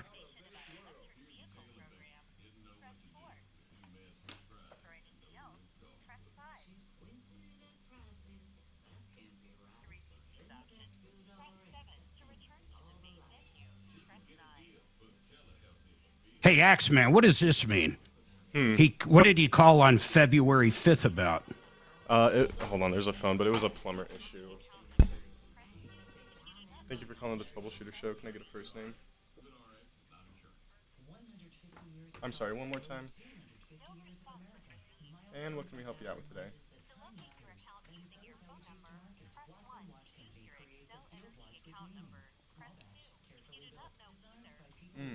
Okay. You know, yeah, you know, I'm not 100% sure, but did you want to come on and ask? Every time I say I'm starting to, every time I'm starting to feel We're on a better, small break right I now, get but once we fucking. call back, just listen through the I'm phone not for going any to say limited it. calls that you're up to talk, okay? You know, every Yeah, don't say it. Dimitri. Thank you much. Watch your I'm language. coming back, and then bam. It's like, fuck. I think that's the natural progression of recovering from severe events. Yeah, you think? Yeah, totally. I mean, if you think about it, fuck. I mean, my treatment stopped back in August of last year. Yeah, but think about the poisons they pumped you with. Oh, fuck. And radiation, not to mention the surgery itself. Yeah. I mean, holy crap. That's brutal. God damn. That'll take a while to heal. It is the most invasive surgery you can have. I didn't realize that. Even more than an open heart. Yeah. Ugh. Well, I'm just. Their entire insides, they said it was like an autopsy, the way they pull everything out. They hollow you out and then put you back together. I swear to God, it's amazing. Jeez. Fuck. I'm glad I didn't see it. Yeah, no kidding. You I didn't even Google it. I didn't do shit. Don't do that. Well, no. Well, I didn't. Even afterwards, I didn't. Because that will get in your brain. Fiduciary Advisors, TrajanWealth.com. Denver's talk station, 630 KHOW. Hey, Tom Martino here. Welcome to the show. Let's talk to Mike. Mike, basically, you called before about denied insurance. Let's recap that. I'm looking for your call. It was back in February. So tell us what's going on. Yeah, hi, Tom, and thank you for having me back on. Just thought it might be helpful for other homeowners.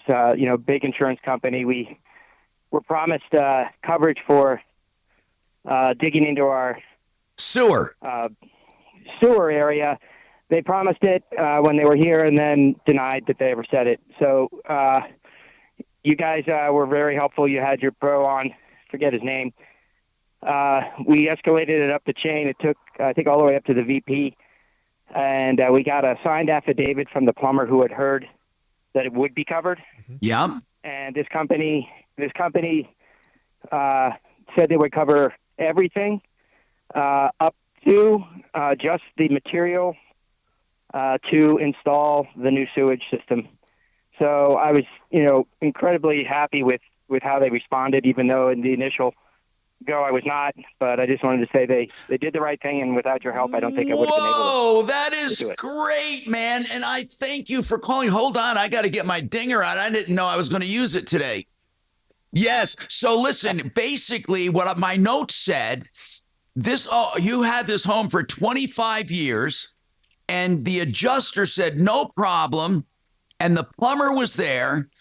The repairs were like $45,000. Holy crap. And obviously you said you wouldn't have gone that far if you knew they were going to back out. But you did have this coverage to begin with, right?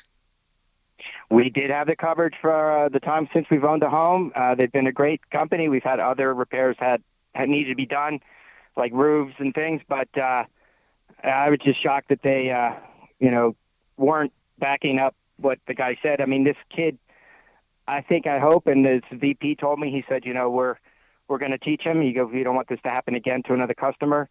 So the whole thing turned out, really well.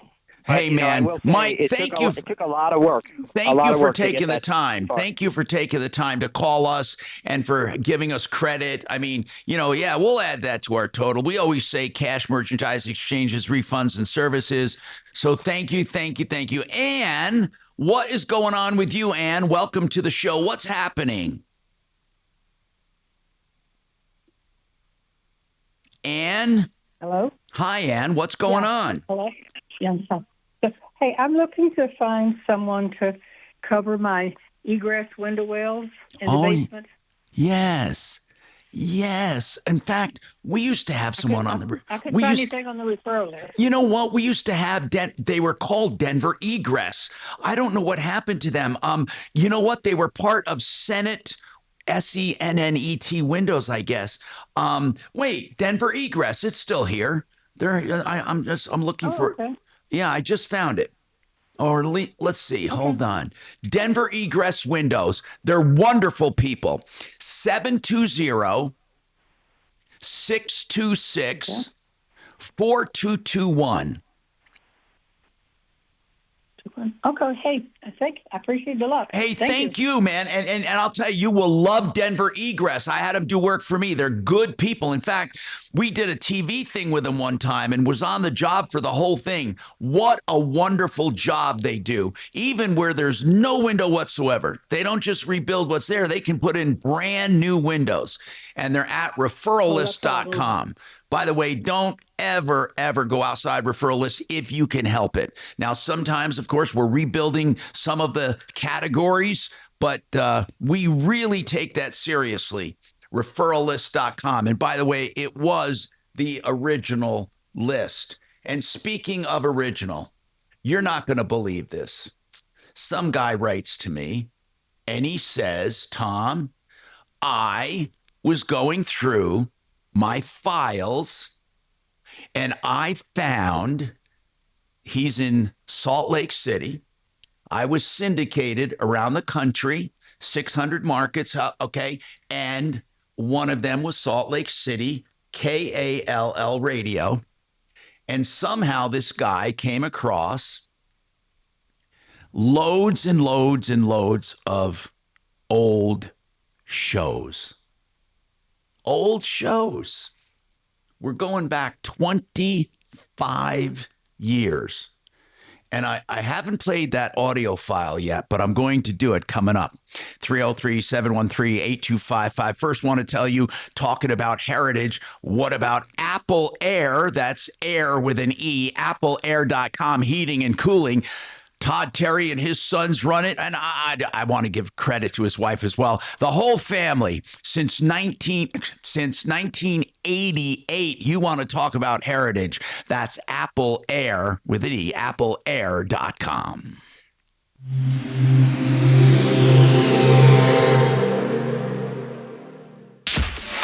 KRFX HD2 Denver. KHOW Denver, an iHeart radio station. Ryan Schuling, mornings at 6. Dan Kaplis, afternoons at 4. This is Denver's talk station, 630 KHOW. Now, impact traffic. Up on the north end of town, I-25 southbound, we've got a crash on the off-ramp to Highway 36 and I-270 with a right lane blocked. Some brief stop and go for folks making the interchange there. Just south of town through Highlands Ranch, Wildcat Reserve Parkway. Both east and westbound roads closed between Spearwood Drive and Red Cedar Drive after a serious accident. Back to town, I-70 east and westbound flowing free to and from DIA this afternoon. With traffic, I'm Mark Swan. This report is sponsored by Brad vs. Everyone podcast. Dangerous social media trends, media scandals, dumb TikTok boycotts, and more. Keep up with all the online stories mainstream media ignores by listening to the Brad vs. Everyone podcast on the iHeartRadio app, Apple Podcasts, or wherever you get your podcasts. Hey, we heard that drain call earlier, sewer backup. Fix It 24/7 has its own drain division. That's right. They do free second opinions as well on anything, plumbing, heating, cooling, electric, and drains. And they're doing the $39 AC complete deep clean, and refurbishment for just 39 bucks. I'm telling you the truth. They take the dang thing apart and they clean every nook and cranny, put it all back together, and give it their seal of approval. FixMyHome.com is the website to find out more. FixMyHome.com. It's $39 for a couple hours of work. This is an introductory special only. They could never afford to do this on an everyday basis. 720-526-3939. A fan. Did someone need me? What? I was just seeing if someone needed me. Thought Everyone I needs you. when I was on the phone. Oh. Mark was calling your name. Okay, I'm here. No, I mean, that was him saying. Oh, I thought somebody was looking for me.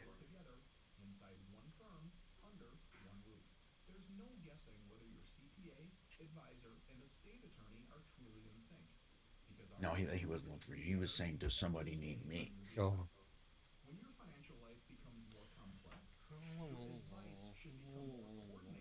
Yeah, I'm going to try to hit the gym today in a very light way. Super light. No, I really will. I really will. I don't want to set myself back at all. Mm-hmm. It's just amazing how exertion can go into the negative. Mm-hmm. Thank you for calling the Troubleshooter Show. Can I get a first name?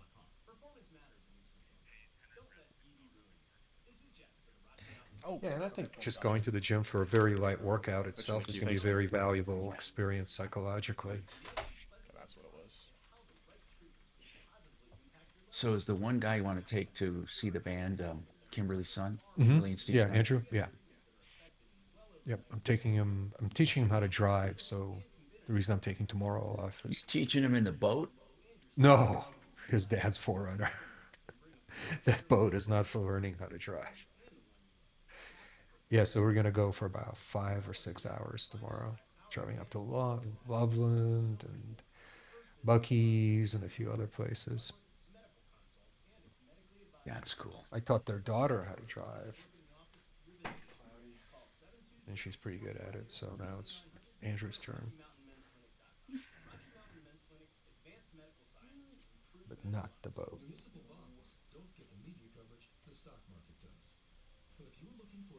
But that boat, Tom, you wouldn't believe how comfortable it is. Oh, I can just see it. Just sit back and glide down the road. It's amazing. I've never experienced any other ride quality like that. It just soaks up all of the cracks, all the irregularities on the pavement. It's air suspension. Well, they can't afford to make cars like that anymore. No, they can't. You can't. I mean, no matter what it is. I mean, they're nice, but they're not near that floating. Oh, it's just beautiful. And, you know, I've gone into high-speed turns to test that suspension. It does not dig in at all. No. It equalizes itself. It maintains your car's stability, horizontal stability, no matter how quickly you take it. That's too old for ABS, right? Oh, no, it's got ABS. ABS has been around since the 80s. Oh, really? Okay. Oh, yeah. Okay. Yeah. What year is that? 07. Okay. Oh, okay. So yeah, it's not that bad. It's 19 years old. It's only 19 years old. Oh, it's so smooth. The V8 never runs out of power.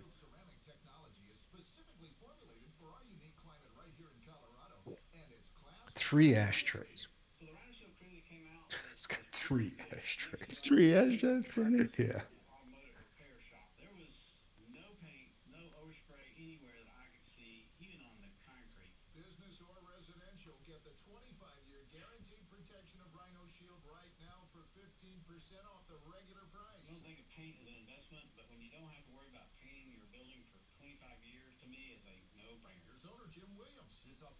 This guy uploaded these radio shows for me to a private website. Oh. Session and the federal bankruptcy courts are working overtime. Their latest figures show individual. How did he get those recordings? How did he get? I don't know. I have no idea. He probably worked for that station. Oh. Yeah. I'm trying to find. Oh, there it is. Okay. So, yeah. Again, this damn thing is such a low volume on this iPad. Hmm.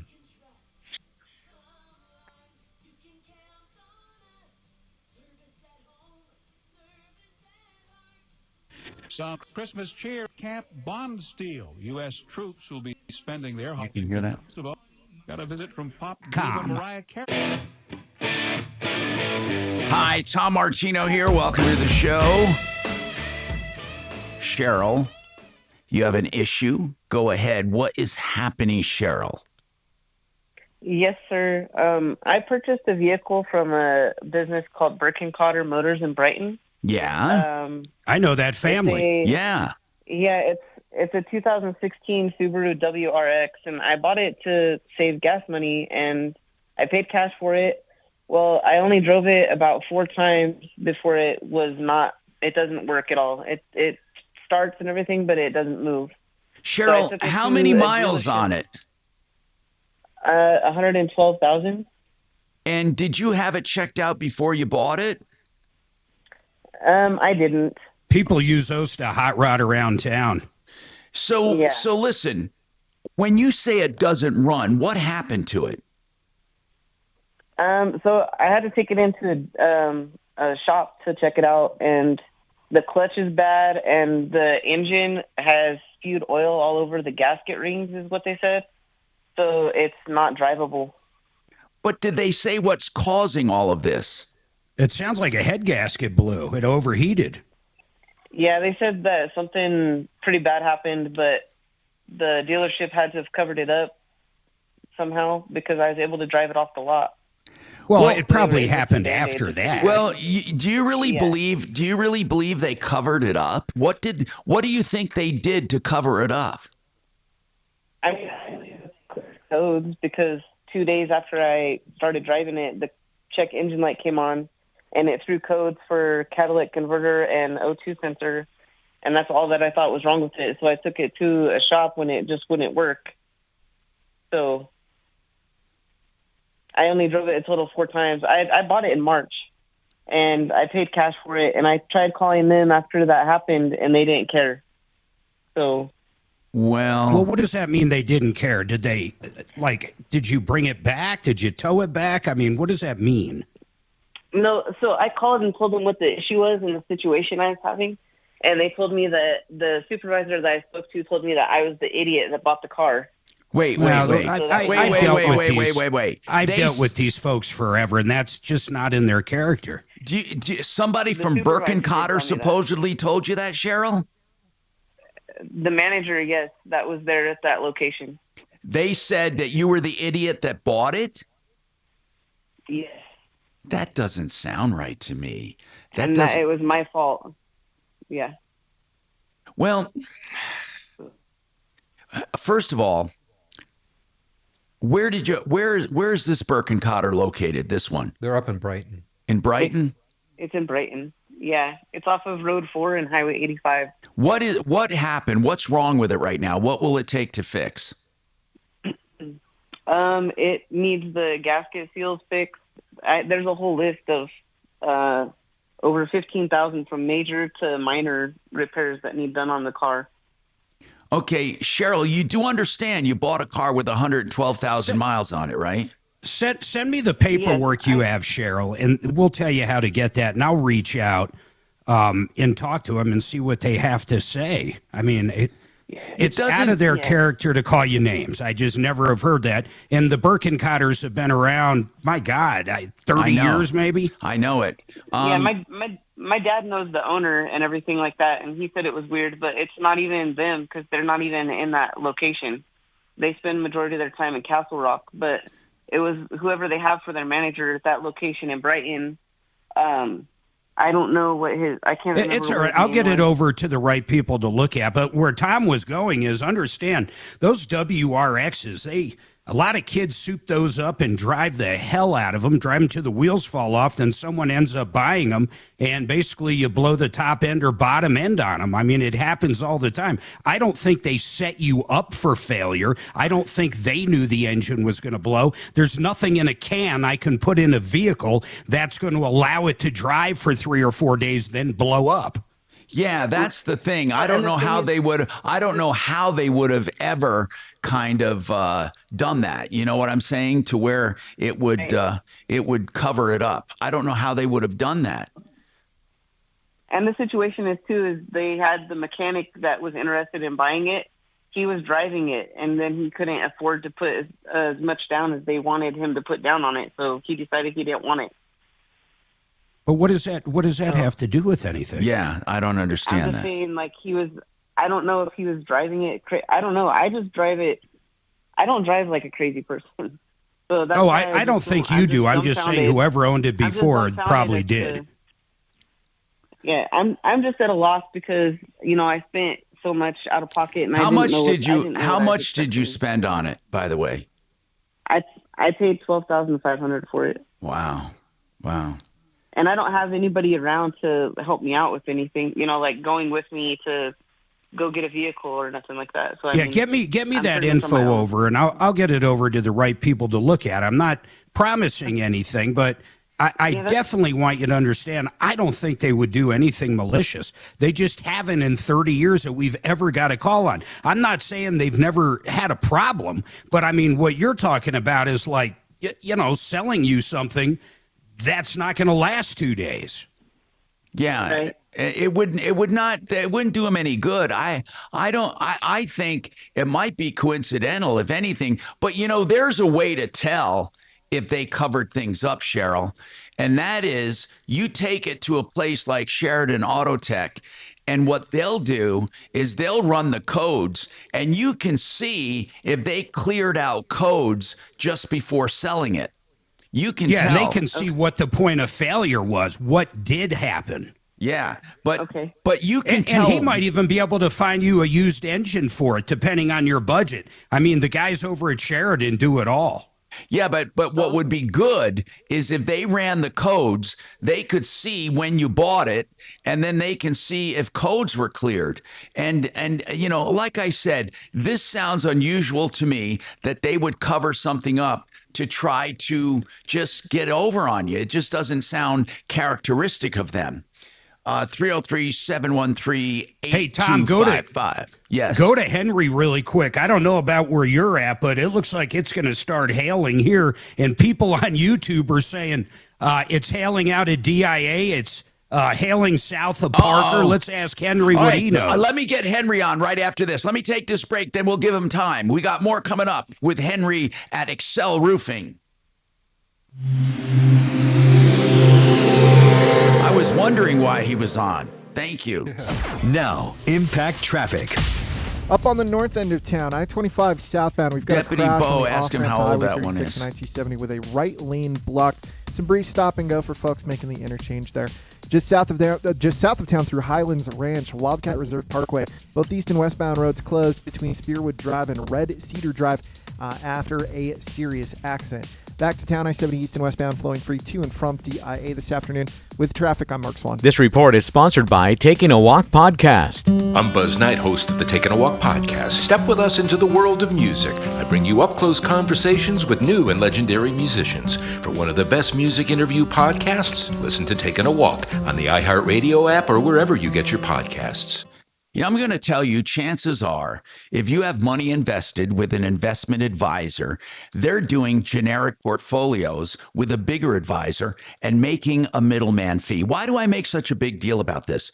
Because you're paying for investment advisement, and they should be doing it for you with your timeline, your risk tolerance, and for your horizon, for you, for your goals. And that's what we do at Martino Capital. My team and I have harnessed AI not to make decisions, but to gather thousands of securities and cull through them for different purposes and meanings and different functions for your portfolio. And then we match exclusively with you. That's right. It's customized for you. 303-771-HELP, 771-4357, martinocapital.com. Hey, if you want to be a landlord, that's another way of making money. You don't want the conventional risks and hassles. Guess what? Vestera Turnkey has a program for you. They help you identify homes in distant markets where you can be a landlord. They help you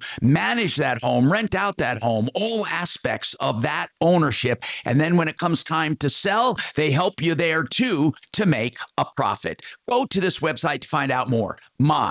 biggestreturn.com. It got sketchy over here in Franktown. Already, huh? Wow. It looks like Parker. I'm looking at 9 News. It looks like there's a decent cell sitting over at Parker and then one out in Denver. Wait, going towards Lock Buoy. Oh, but not downtown. And Longmont's got a red flags. Ooh. How's downtown? I'm going to show you. Here's mine. It's kind of past it. Oh, there's. Wow, holy shit. So red means bad? We're on the blue. Yes. Oh. What does red mean? Does that just mean severe weather? When have you ever known red to mean good? And a red light. So we have coming here. Oh. Hey, Adam. What? Take my name off the follow-up because this marshal from the Rocky Mountain Lube is calling me on my cell, so I'm going to go in the other room and talk to him. All right, don't talk about lube, though. I won't. Just oil. So that'd be great if I can get him on the air.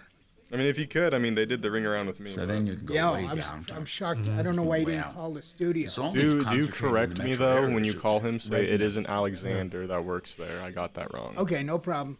It looks like it just left Monument, too. That looks scary. Let's see, Monument. Oh, yeah. Wow. That's huge. Yeah, but the red is not as big as that. That's basically our house, guys. That's the biggest one right there. That's There's right where Tom lands. There's a big one east of Aurora. Holy shit. Bigger than that one. So I see where the one is coming over your house. Oh, yeah. Wait, damn. It's tornado season now? Yeah. It is tornado season. Yeah, it is.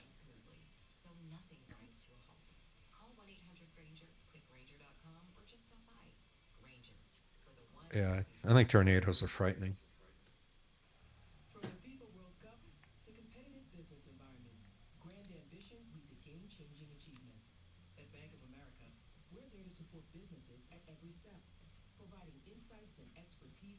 Yeah, I can't remember last time we got a call on Birkencotter. I know it. And they've been around. I swear to God, I don't remember them not in Castle Rock. And aren't they in Parker, too? Yeah, their website says. Yeah, Castle I Rock, think they even Parker, have one in the Springs now. I didn't see that on their website. Maybe it's Monument. Oh, you know what? It could just be a billboard, actually.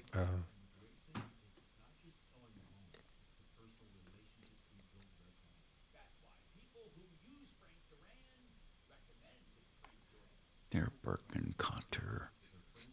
Looks like they got 4.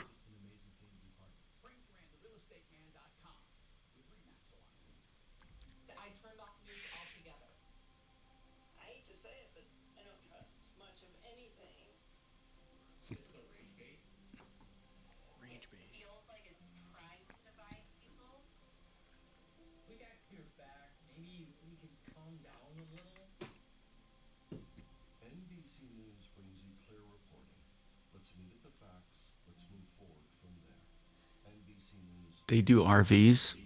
Mm-hmm. Yeah, I saw a ton of RVs on their website. Birkencotter? I didn't know that. Yeah, that's what it says. Tons of RVs. Or as they call them in Denver, homes. Meth homes. Rolling meth labs.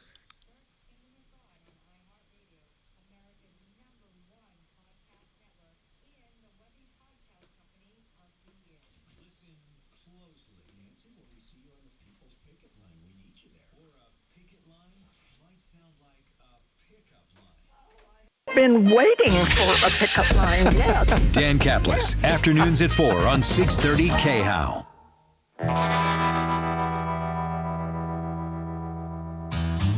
Hi, Tom Martino here, 303-713-TALK, 713-8255. Henry Brett's Excel Roofing, Excel as an excellent, E-X-E-L, excelroofing.com. And Henry, what is happening? Are you getting ready for hail? Hey, Tom, thanks for having me. So we are getting reports and calls of major hail. We're seeing inch to an inch and a half on 16th and Federal, We got some videos downtown where the hail is running down the streets and almost looks like a flood down the gutters. So I just wanted to call everybody, let people know that the storm chasers are coming. We're seeing hail kind of mixed all around Denver, from Denver, some in Colorado Springs and the Parker area, and these storm chasers are coming. Now, let's not take that lightly, Henry. What you mean by that is this is what they do. They come, they knock on your door, and here's what they say. They say a number of things. One is, we're from the insurance company, or we're inspecting roofs for insurance. Now, if you think about that, they are inspecting roofs for insurance for them, so they can get the insurance claim. So they say couchy things like that. Or they say, by the way, we're doing complimentary roof inspections. And then the big deal is they want you to sign something. They push an iPad or a clipboard in front of you, and they want you to do that, right? They want you to do that so they can show you the damages and get the job. And then, Henry, that's often accompanied by penalty clauses if you do that, right? Yeah, absolutely. And then especially if a homeowner goes and files a claim without absolutely knowing for sure that they have damage, they can get a claim on their record. And we see a lot of people, especially after these major storms, they get the insurance check or, however insurance is going these days, and they pay a contractor up front, and then they can get ripped off of thousands of dollars. We heard one recently that the lady paid $10,000 to a contractor of an insurance settlement, and she never saw the money again, and they left her roof half dried in. So that means that half the roof was installed. Yeah, so just say no.